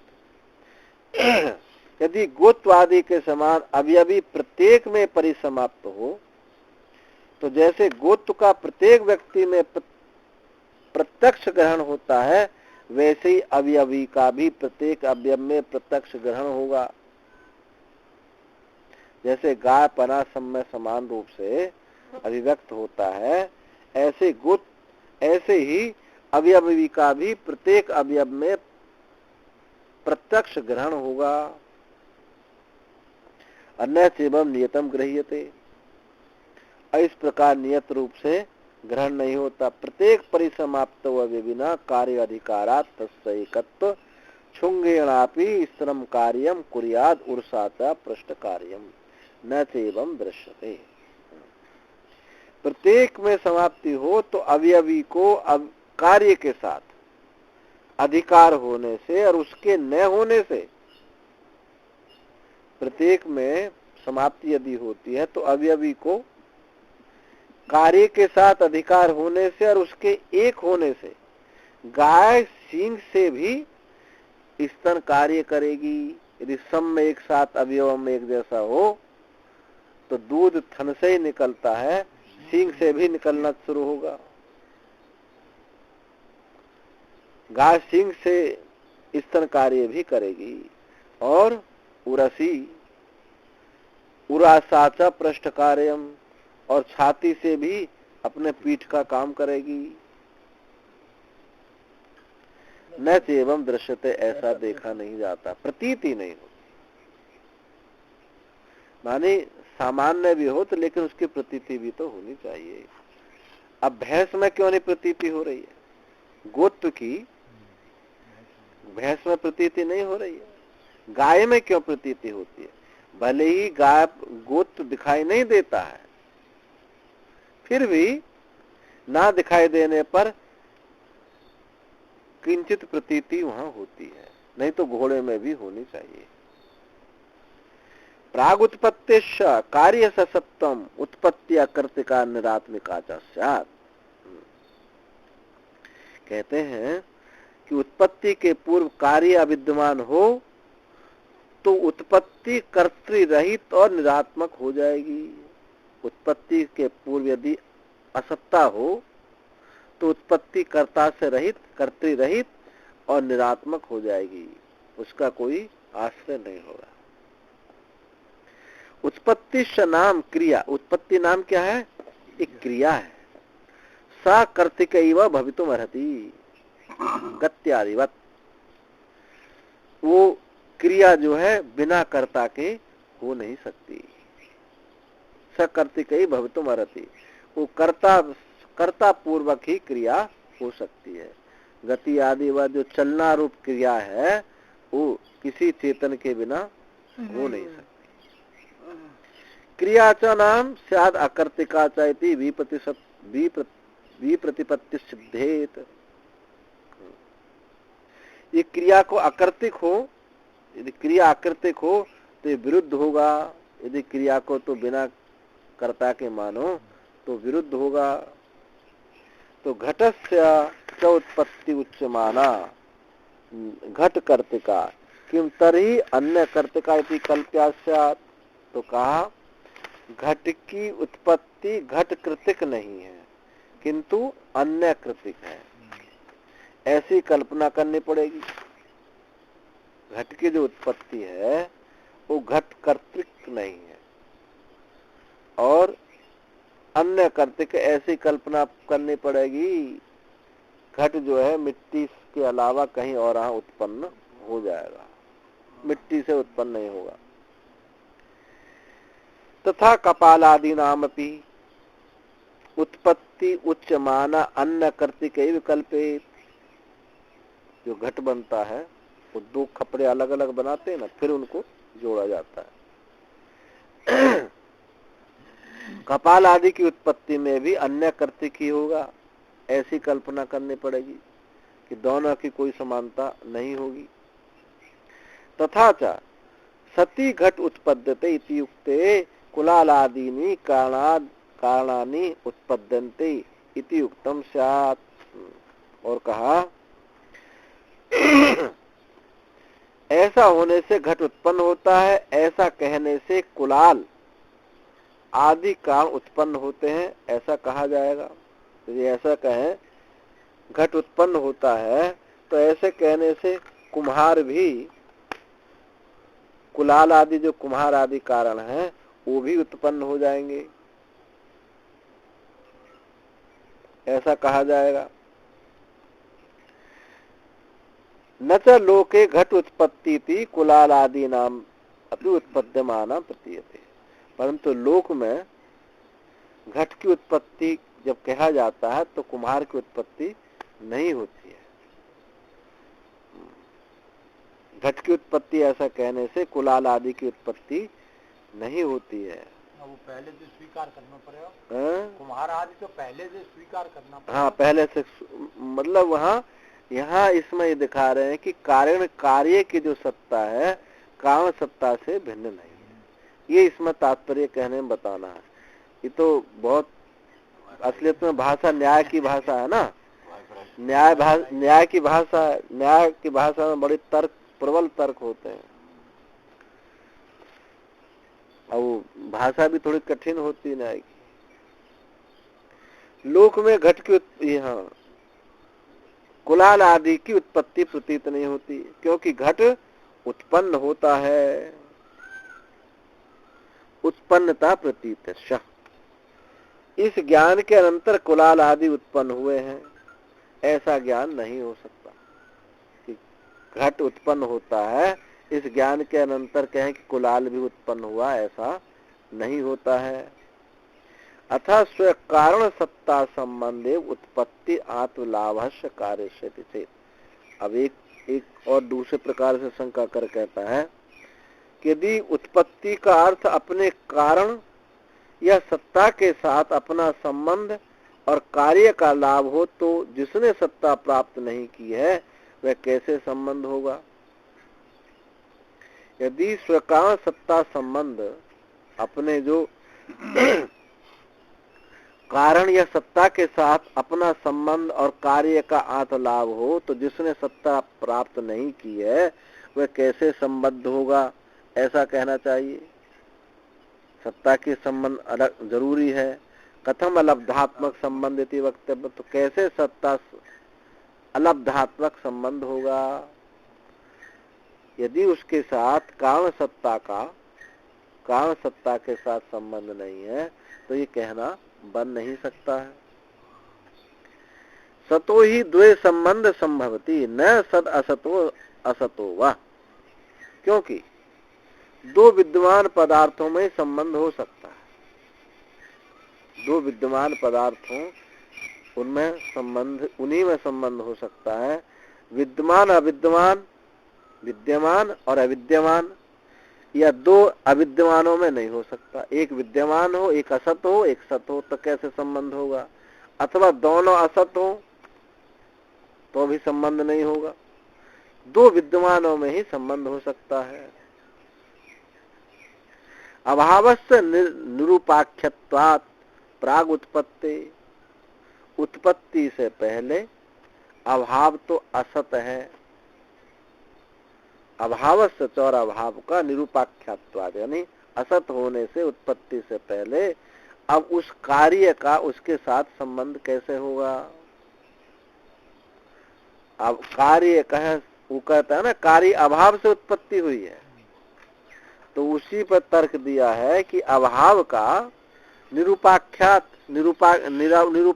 असत होने से उत्पत्ति से पहले अभाव जो असत है उसके साथ कैसे संबंध होगा कार्य का।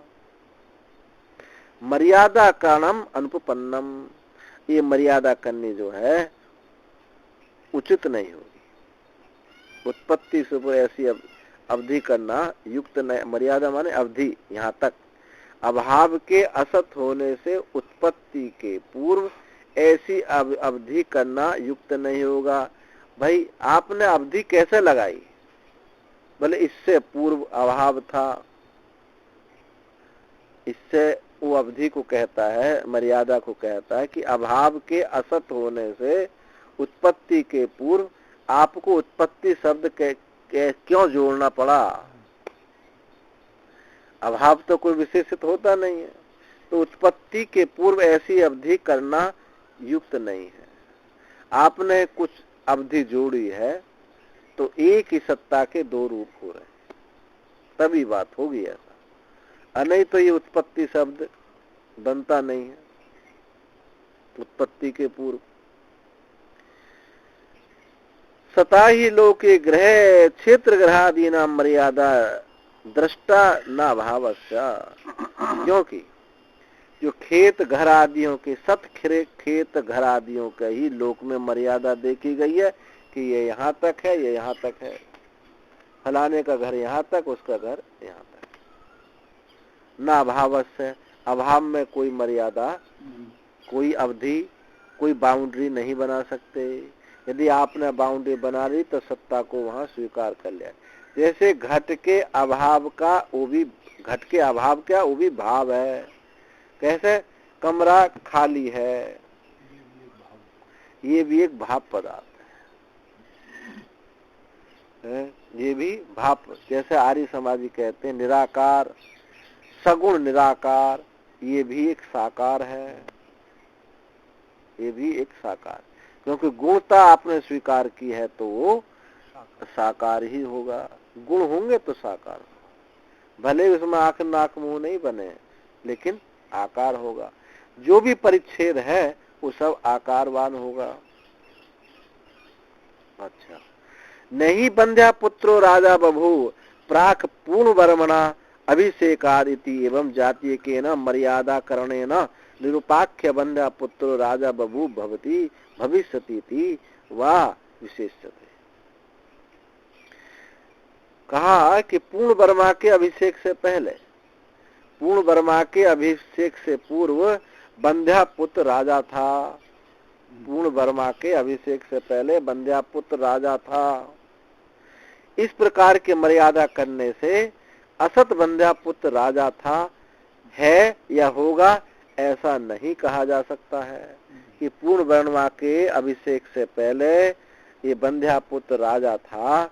इस प्रकार की मर्यादा करने से असत जो बंध्या पुत्र के राजा था, है या होगा ऐसा नहीं कहा जा सकता, जो अभाव है।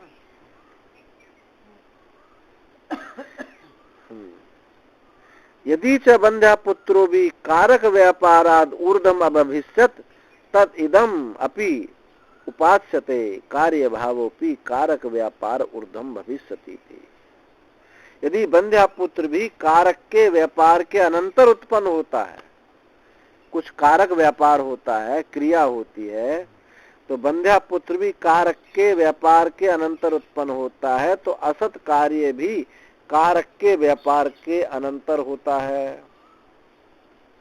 बंध्या पुत्र भी यदि कारक कोई क्रिया करनी पड़े तब उत्पन्न होवे के अनंतर उत्पन्न होता, तो असत कार्य भी कारक के व्यापार के कुछ करना पड़ेगा तब असत उत्पन्न होगा। यह कथन भी उपपन्न होगा।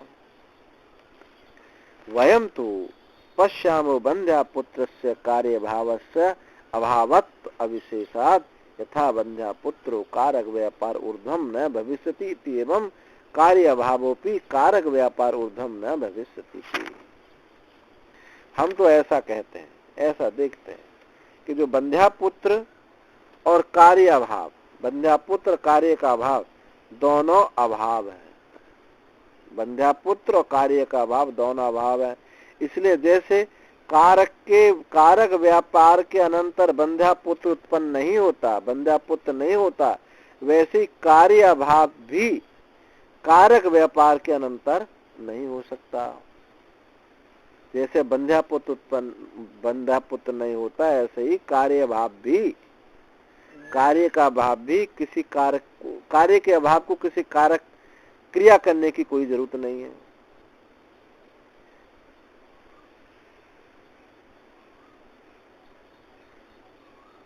इति कारक व्यापार ऊर्ध्वम न भविष्यति थी। अब वो कहता है ननु एवं सती कारक व्यापार अनर्थक प्रसिद्धेत। यदि तुम ऐसा कहते हो तो भाई कारक का व्यापार निरर्थक हो जाएगा। कारक व्यापार निरर्थक हो जाए। जैसे यथैव ही प्राग सिद्धत्वात् कारणस्य स्वरूप सिद्धे न कश्चित् व्याप्रियते।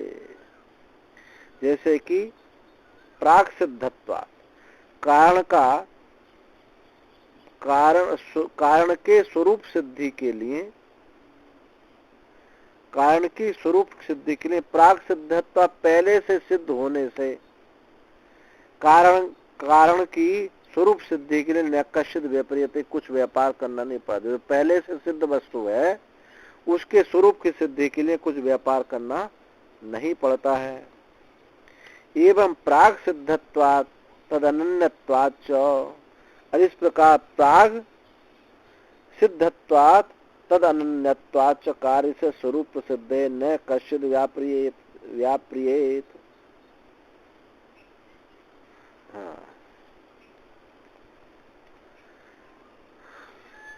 पूर्व में सिद्ध होने से कारण स्वरूप की सिद्धि के लिए कोई व्यापार नहीं करता। वैसे ही कार्य के भी पूर्व में सिद्ध होने और उससे अनन्य होने से उसके स्वरूप की सिद्धि के लिए भी कोई व्यापार नहीं। पहले से सिद्ध है और अभिन्न है, पहले से सिद्ध है और अभिन्न है, तो अनन्य होने से, अभिन्न होने से उसके स्वरूप की सिद्धि के लिए भी कोई व्यापार नहीं करेगा। परंतु अतः कारण व्यापार अर्थवत्वाय मन्यामहे प्रागुत्पत्ति अभाव कार्य सिद्ध चेत। परंतु कार्य व्यापार तो करता है, परंतु ऐसा व्यापार देखा जाता है। इससे कारण का व्यापार सप्रयोजन होने के लिए उत्पत्ति के पूर्व कार्य का अभाव है, ऐसा मान। अब दूसरे ढंग से और कहता है, देखो, कारण का व्यापार सप्रयोजन होने के लिए, कारण का व्यापार सप्रयोजन होने के लिए उत्पत्ति के पूर्व कार्य का अभाव है, ऐसा हम कहते हैं। कारण का प्रयोजन बताने के लिए उत्पत्ति के पूर्व कार्य का अभाव है, ऐसा हम मानते हैं। तो कहते हैं नहीं सुदोष है, कोई बात नहीं, ऐसे रूप से ये ला नहीं सुदोष है, ये दोष नहीं है। अरे कुछ नहीं लाओ, हम यहाँ ऐसे पीते हैं। नहीं सुदोष है, ये दोष नहीं है, क्योंकि कार्याकारेण कारणम व्यवस्थाप्यतः कारक व्यापार से अर्थवत्तम उपपद्यते। तो तुम जाओ जहाँ कर लेंगे हम, बस पहुँच जाएंगे। हाँ सब चले जाएंगे। हाँ कोई काम हो तो जाओ दोगे।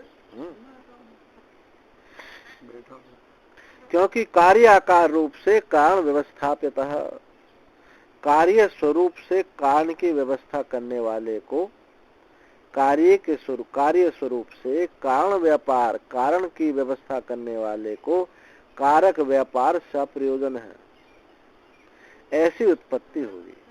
कार्य स्वरूप से कारण की व्यवस्था करने वाले को कारक व्यापार सप्रयोजन वाला होता है, ऐसी उत्पत्ति होगी।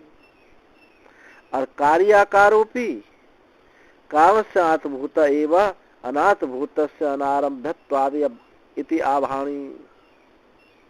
कार्य का स्वरूप भी कारण का आत्मभूति ही है, कार्य का स्वरूप भी कारण का आत्मभूति है, क्योंकि जो अनात्मभूत है वह अनारभ्य है, ऐसा कहा गया है।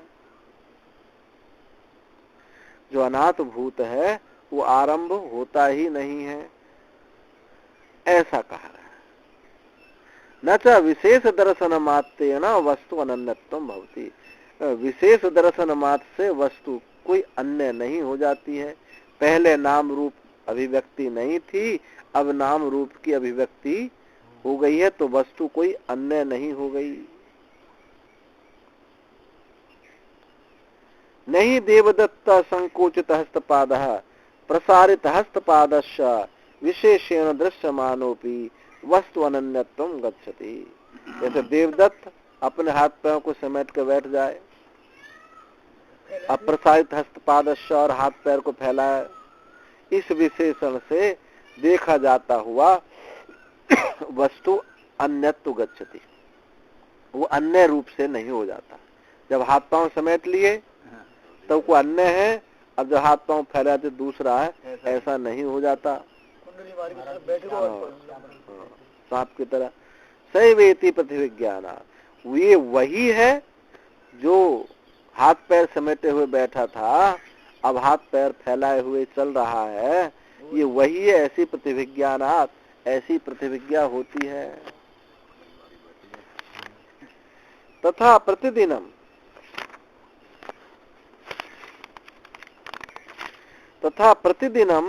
अनेक संस्थानाम अपि पित्रादीनाम न वस्तुअन्यत्वं भवति। प्रतिदिन अनेक संस्थान, अनेक आकृतियों का भी उसी प्रकार प्रतिदिन आकृतियों में भेद आने पर भी पिता आदि अन्य नहीं हो जाते। अब बचपन था, अब जवान हो गया, बुढ़ा होगा, तो ऐसा मत समझो कि उनके पिता बदलते चले जा रहे हैं। पिता तो वो एक ही है। प्रत्येक दिन अनेक संस्थानों, अनेक आकृतियों का भी पित्र आदि नाम न वस्तु अन्यत्वं भवति, वो अन्यत्व नहीं हो जाते। मम पिता, मम भ्राता, मम पुत्र इति प्रतिविज्ञानात्, ये प्रतिविज्ञा होती कि मेरा पिता है। जो बच्चे में, जिस समय बच्चा था तभी भी कहता मेरा पिता, जब 50 साल का होता तभी भी कहता ये मेरे पिता है, मेरा भाई है, मेरा पुत्र है। इति प्रतिविज्ञाना, सब प्रतिविज्ञा होती है।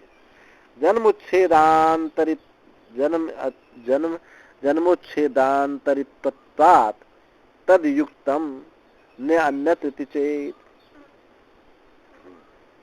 जन्म उच्छेद का व्यवधान नहीं है, जन्म और उच्छेद का व्यवधान नहीं है। इससे वहां यह युक्त है, अन्यत्र नहीं, ऐसा कहो।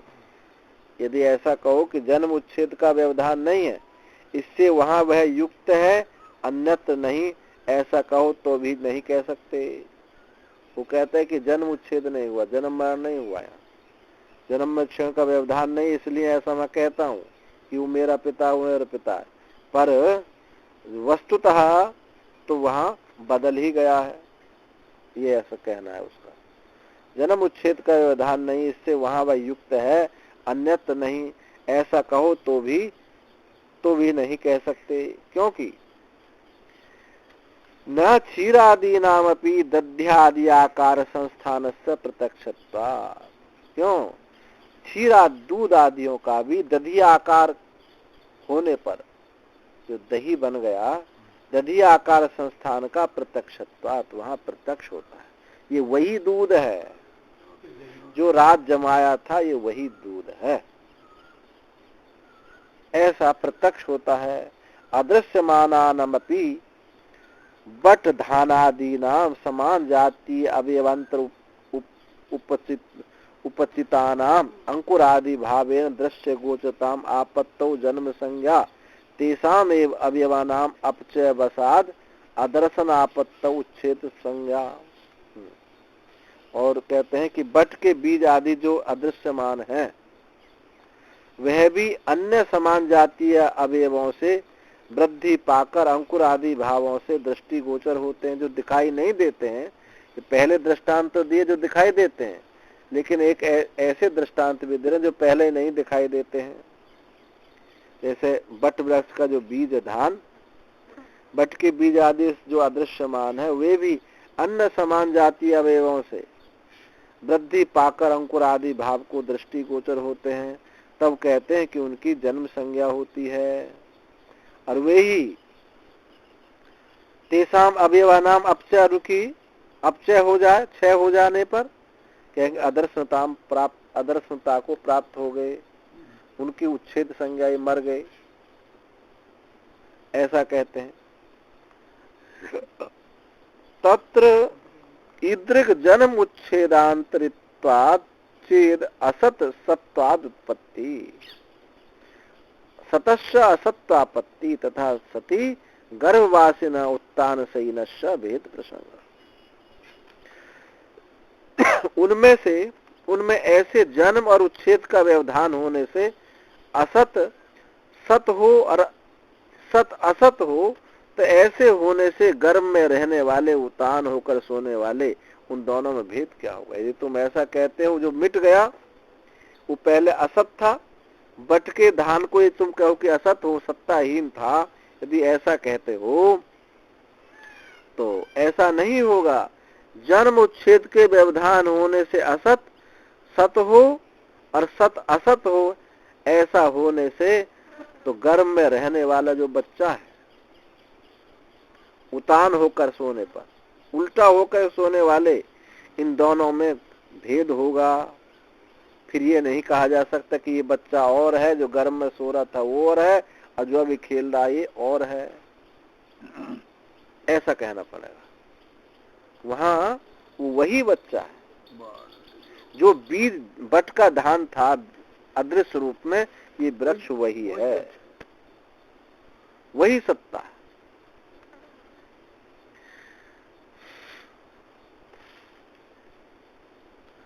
अगर ऐसा मानेंगे तो भेद इनके अलग अलग हो जाएंगे सब। भेद प्रसंगा तथा च बाल्य यौवन स्थाविरेषु अपि भेद प्रसंगा, बालक और इतना ही छोड़ो, गर्भ आदि की तो बात छोड़ दो, इसमें भी बाल्य यौवन और बुढ़ापा आदि में भेद मालूम पड़ेगा, भेद प्रसंग हो जाए कि ये दूसरा है। पितृ आदि व्यवहार लोप प्रसंग है, पिता आदि का व्यवहार ही लोप हो जाएगा कि इसका पिता और को इसका पिता और, ये व्यवहार लुप्त हो जाएगा। एतेन क्षण भंगवाद प्रतितब्य, इससे क्या ये किस पर कटाक्ष किया है? क्षण प्रध्वंसी पर। वो एक क्षण उत्पन्न होता है, नष्ट हो जाता है, दूसरा अलग ही एक क्षण फिर उत्पन्न होता है, वो नष्ट हो जाता है। क्षणिकम क्षणिकम नष्टम नष्टम। हाँ, इससे क्षण बाद जानना चाहिए। यस्तु पुनः प्राग उत्पत्ति असत कार्यम तस्य निर्विषय कारक व्यापार, किंतु जिसका फिर उत्पत्ति से पूर्व असत कार्य उसका निर्विषय कारक व्यवहार व्यापार स्यात्, तो उसकी जो उत्पत्ति से पहले असत मानता है उसका निर्विषय कारक व्यापार होगा, बिना किसी विषय के व्यापार होगा। अभाव में ही क्रिया होगी और अभाव में क्रिया होती नहीं है। कितने प्रबल तर्क हैं देखिए। अभावस्य विषयत्व अनुपपत्ति आकाश हनन प्रयोजन खड़ग अनेक आयुध प्रयुक्तिवत अभावस्य और विषयत्व अनुपपत्ति।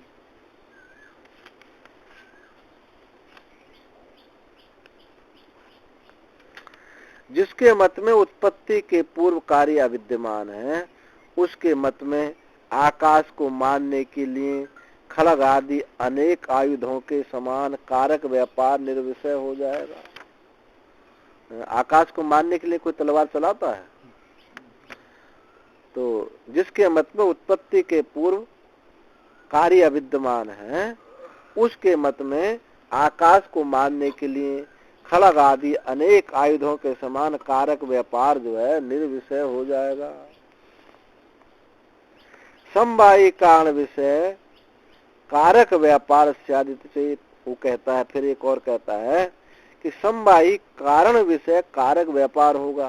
समवायी कारण यानी समवायी कारण कौन सा होगा? उपादान, जिसको आप उपादान कहते हैं। और असमवायी कारण क्या होगा? तंतुओं का संयोग, कपालों को जोड़ना असमवायी कारण, और मिट्टी क्या हो गया? समवायी कारण, और निमित्त क्या हो गया? कुम्हार।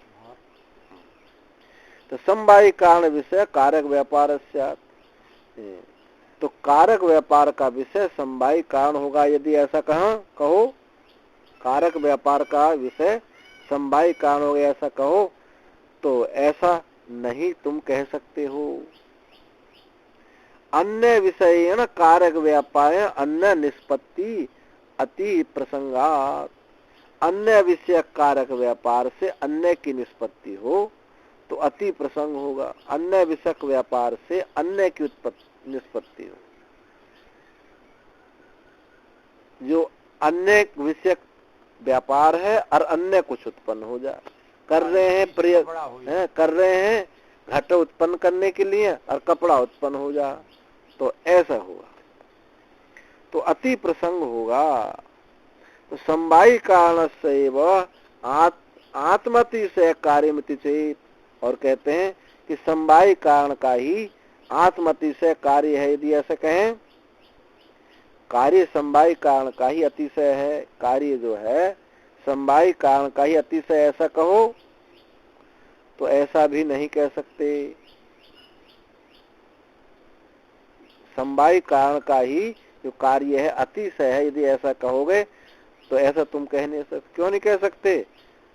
सत असत कार्यवादी मत है तुम्हारा, कट जाएगा, फिर तो सत कार्यवादी की सिद्धि हो जाएगी। सत कार्यता पत्ते, तो सत कार्यवादी की सिद्धि हो जाए, क्योंकि वो मिट्टी ही अतिशय रूप से घड़ा कुल्हड़ बना है, फिर तो सत्कार्यवादी की सिद्धि हो जाएगी, असत कार्यवादी का निराकरण हो जाएगा। इसलिए क्षीरादानि एव द्रव्याणि दधियादि भावेन अवतिष्ठमानानि कार्याख्याम लभन्ते इति न कारणाद अन्यत कार्यम वर्ष सतेनापि शक्यम कल्पितम। इसलिए क्षीरादि जो द्रव्य हैं दधीय भाव रूप से अवतिष्ठमान होते हुए कार्याख्य लभन्ते, कार्य नामक प्राप्त कहे जाते हैं या प्राप्त होते हैं। इति न कारणाद अन्यत कार्य, इसलिए कारण से अन्य कार्य 100 वर्षों के द्वारा भी उसकी कल्पना नहीं की जा सकती। अभी समझ बात नहीं? जैसे दूध है, दूध आदि पदार्थ दधि आदि के स्वरूप में रहते हुए उस कार्य की संज्ञा करते हैं, तब उनका नाम क्या हो जाता है? दूध का ही नाम क्या हो गया? दधि हो गया। संज्ञा को प्राप्त करते हैं। तो कारण से कार्य को 100 वर्षों में भी अन्य नहीं किया जा सकता। इसी प्रकार मूल कारणमेव अनंतात् कार्यात् तेन तेन कार्याकारण नटवत सर्वव्यवहारास्पदत्वं प्रतिपद्यते। मूल कारण ही अंत कार्य पर्यंत उस कार्य के आकार से नट के समान सब व्यवहारों का आश्रय होता है। मूल कारण ही अंतिम कार्य जो होगा, अंतिम कार्य पर्यंत उस कार्य के आकार से वो वहां रहेगा। उस कार्य के आकार में अब दूध दही बना और दही को लस्सी बना दी कुछ और, तो वहां दूध मूल सत्ता में रहा है। हाँ, अंतिम कार्य तक रहेगा। अंत्य कार्य परंतु उस कार्य के आकार में आकार से नट के समान सब व्यवहार का आश्रय होता है। नट शब्द प्रयोग किया, जैसे कोई बाजीगर कलाई कार्य करता है तो उसमें उसकी कला वहां मौजूद रहती है। एवं युक्ते कार्य से प्रागुत्पत्ति सत्वम अनन्यत्वम च कारणाद अवगम्यते। इस युक्ति से कार्य का उत्पत्ति से पूर्व कार्य का की सत्ता कारण से अभिन्न ही जानी जाती है। शब्दांतराच ये सब पीछे कहा था, पहले कहा है ना, पहले युक्ति से बताते हैं, अब श्रुति से भी बताते हैं। शब्दांतराच तदवगम्यते, और श्रुति से भी जानो कि कारण कार्य से कार्य कारण से भिन्न नहीं है, इसको श्रुति से भी जानो। पूर्व सूत्रे असद व्यपदेशिनः शब्दस्य उदाहृत्वा ततो अन्यत सद व्यपदेशी शब्दः शब्दांतरम सदैव सौम्यदमग्रासीत एकमेवाद्वितीयम् इत्यादि। तो पूर्व सूत्र में असद व्यपदेश क्या था? असदैव सौम्यदमग्रासीत, ये वाली श्रुति।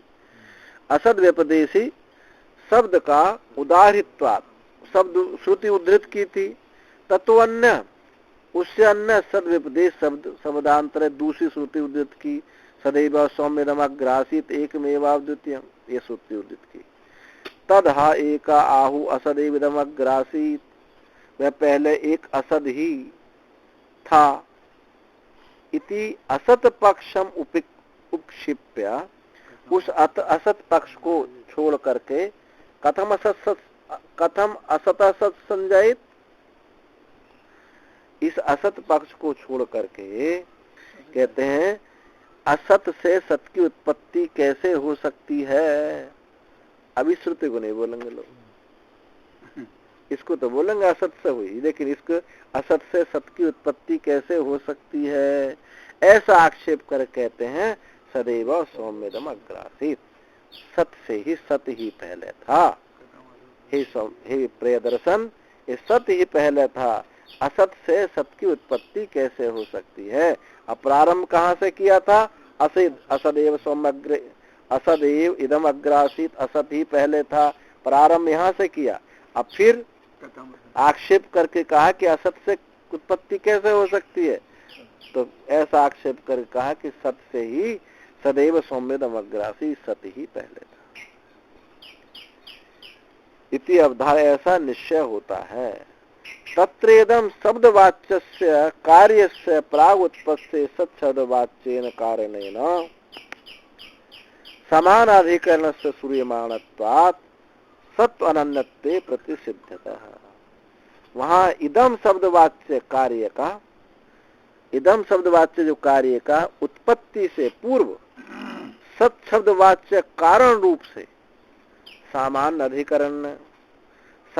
अधिकरण को श्रुति बताती है। जो इदम शब्दवाच्य कार्य है उसको उत्पत्ति से पूर्व सत शब्दवाच्य कारण रूप से उसकी सामान्य अधिकरणता दिखाती है कि कुछ हुआ ही नहीं।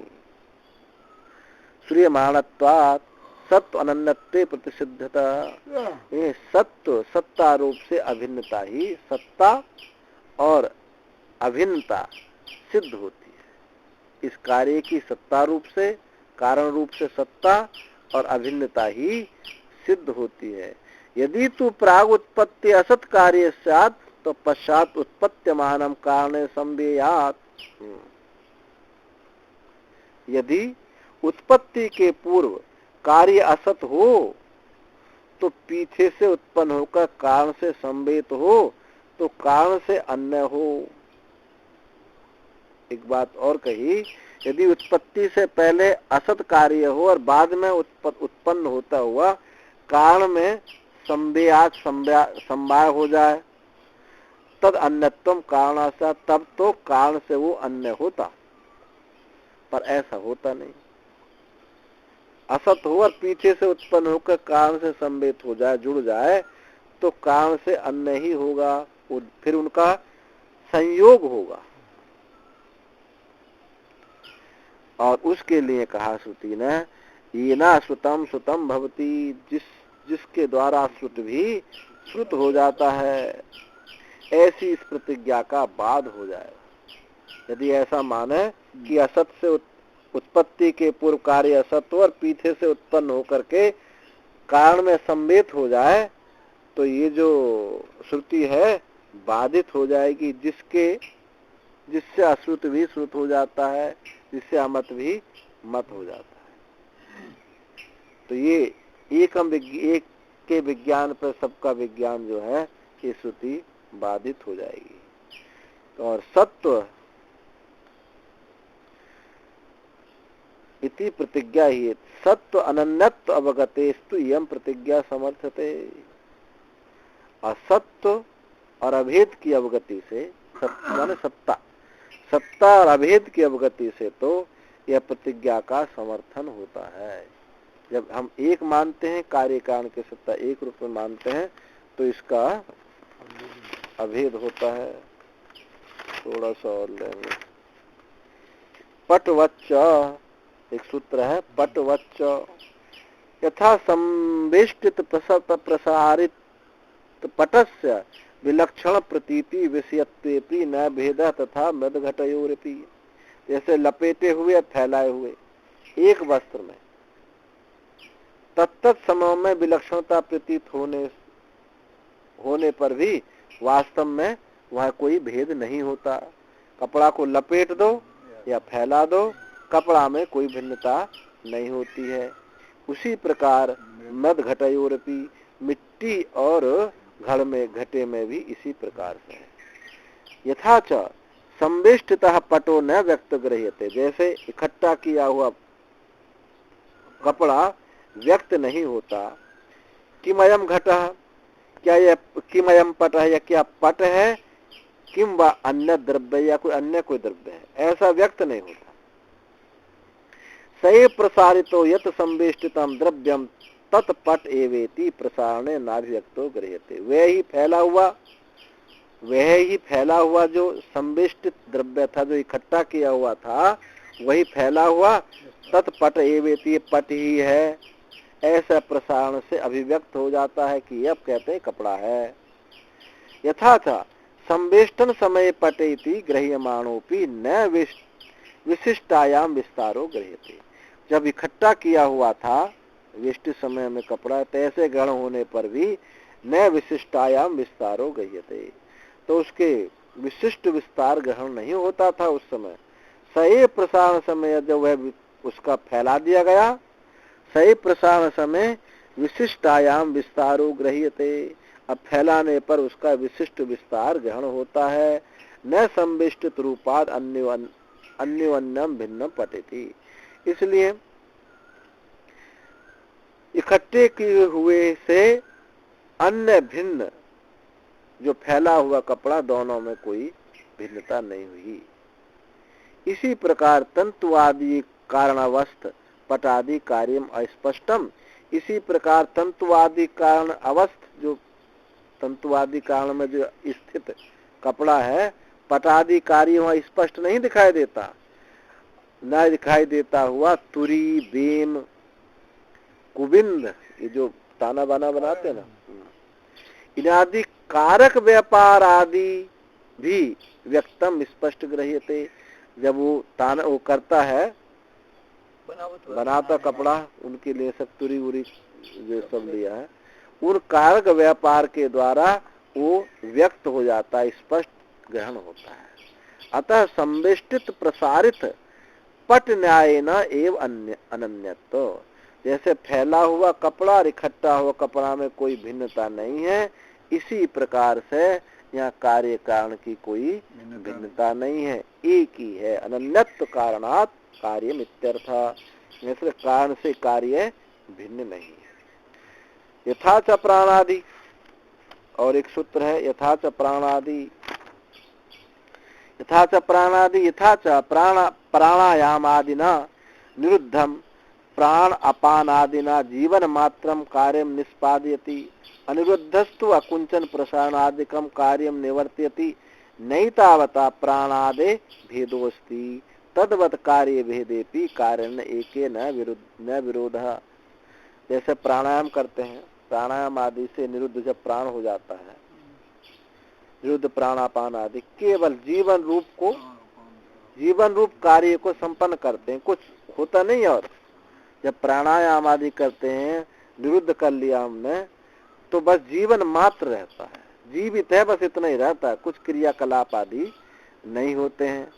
और निरुद्धस्तु अकुंचन प्रसारण आदि वहां नहीं रहते हैं, नहीं तावता अनिरुद्ध होकर के सब नहीं करता। अब और जब वो प्राणायाम छोड़ देता है तो सब कुछ करने लगता है। तो निरुद्धत्व कुंचन प्राणादिकम प्रसारणादिकम कार्य निवर्त्यति नहीं तावता प्राणादि भेद होती। इतने मात्र से प्राणों में भेद नहीं हो जाता है। जो वही प्राणायाम करके था और अब वही प्राणायाम नहीं कर रहा, वो एक ही प्राण है। तद उसी प्रकार कार्य भेदेपि, कार्य भेद होने पर भी कारण ऐक्य में कोई विरोध नहीं है। यथा च लोके प्राणापान आदिषु प्राण भेदेषु, लोक में प्राणापान आदि प्राण भेद होने पर भी प्राणायामेन, प्राणायाम रूप से निरुद्ध हो, प्राणायामेन निरुद्धेषु काल मात्र रूपेण वर्तमानेषु जीवन मात्रम कार्यम निवर्तति। जैसे लोक में प्राणापान आदि प्राण भेदों में, प्राणापान आदि प्राण भेद होने पर भी प्राणायाम के द्वारा निरुद्ध होने पर कारण मात्र रूप से वर्तमान रहने पर भी जीवन मात्र कार्यम निवर्तते, निष्पन्न होता है, व्यवहार होता है। न आकुंचन प्रसारणादिकम कार्यांतरम, आकुंचन प्रसारण आदि फैलाना सिकोड़ना आदि कार्य नहीं होता है। तेसु प्राण भेदेशु प्रवर्तेषु, उनके प्राण भेदों के प्रवर्त होने पर एक जीवनाद अधिकमाकुंचन प्रसारणादिकमपि कार्यांतर निवर्तते।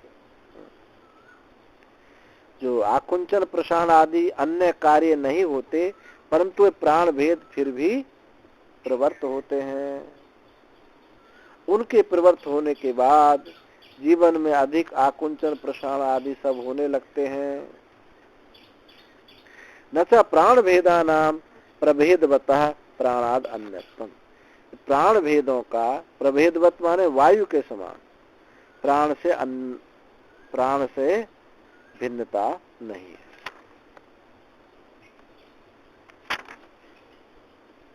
प्राण भेदों के वायु के समान प्राण से अन्यता नहीं है। समीरण स्वभाव विशेषात, समीरण समान वायु स्वभाव, वायु का नाम समीर भी तो है ना, तो समीरण स्वभाव मान वायु का स्वभाव, पवन के स्वभाव में समानता होने से उनमें कोई भेदता नहीं हो जाती। एवं इसी प्रकार से कार्य से कारणाद अनन्यत्वम, इसी प्रकार कार्य का भी कारण से अभिन्नता है, अभिन्न। इसलिए अतः कृष्ण स जगतः ब्रह्म कार्यत्वात् तद अनन्यत्वाच्च सिद्धे सा श्रोति प्रतिज्ञा येना श्रुतम श्रुतम भवति अमतम अमतम अविज्ञातम विज्ञातम। इसलिए कार्य का कारण से अभिन्न अनन्यत्व है। इसलिए संपूर्ण जगत ब्रह्म कार्यत्वा, ब्रह्म का कार्य है। तद अनन्यत्वा, उससे ब्रह्म से अभिन्न होने के कारण ये प्रतिज्ञा सिद्ध हो जाती है। सिद्धेसा श्रोति प्रज्ञा, जो श्रुति में प्रतिज्ञा की है कि जिससे अश्रुत भी श्रुत हो जाता है, अमत भी मत हो जाता है, अविज्ञात भी विज्ञात हो जाता है, ये प्रतिज्ञा सिद्ध हो जाती है। इससे कार्य कारण की अभिन्नता ही सिद्ध है। तो यहाँ सत्कार्यवाद का खंडन किया और असत कार्यवाद का खंडन किया और सत कार्यवाद की सिद्धि हुई। हाँ, इस प्रकार से ये कार्य कारण की अभिन्नता है। ओम पूर्णमदः पूर्णमिदं पूर्णात् पूर्णमुदच्यते पूर्णस्य पूर्णमादाय पूर्णमेवावशिष्यते। सर्वे भवन्तु सुखिनः, सर्वे सन्तु निरामया, सर्वे भद्राणि पश्यन्तु मा कश्चित् दुःखभाग् भवेत्। ओम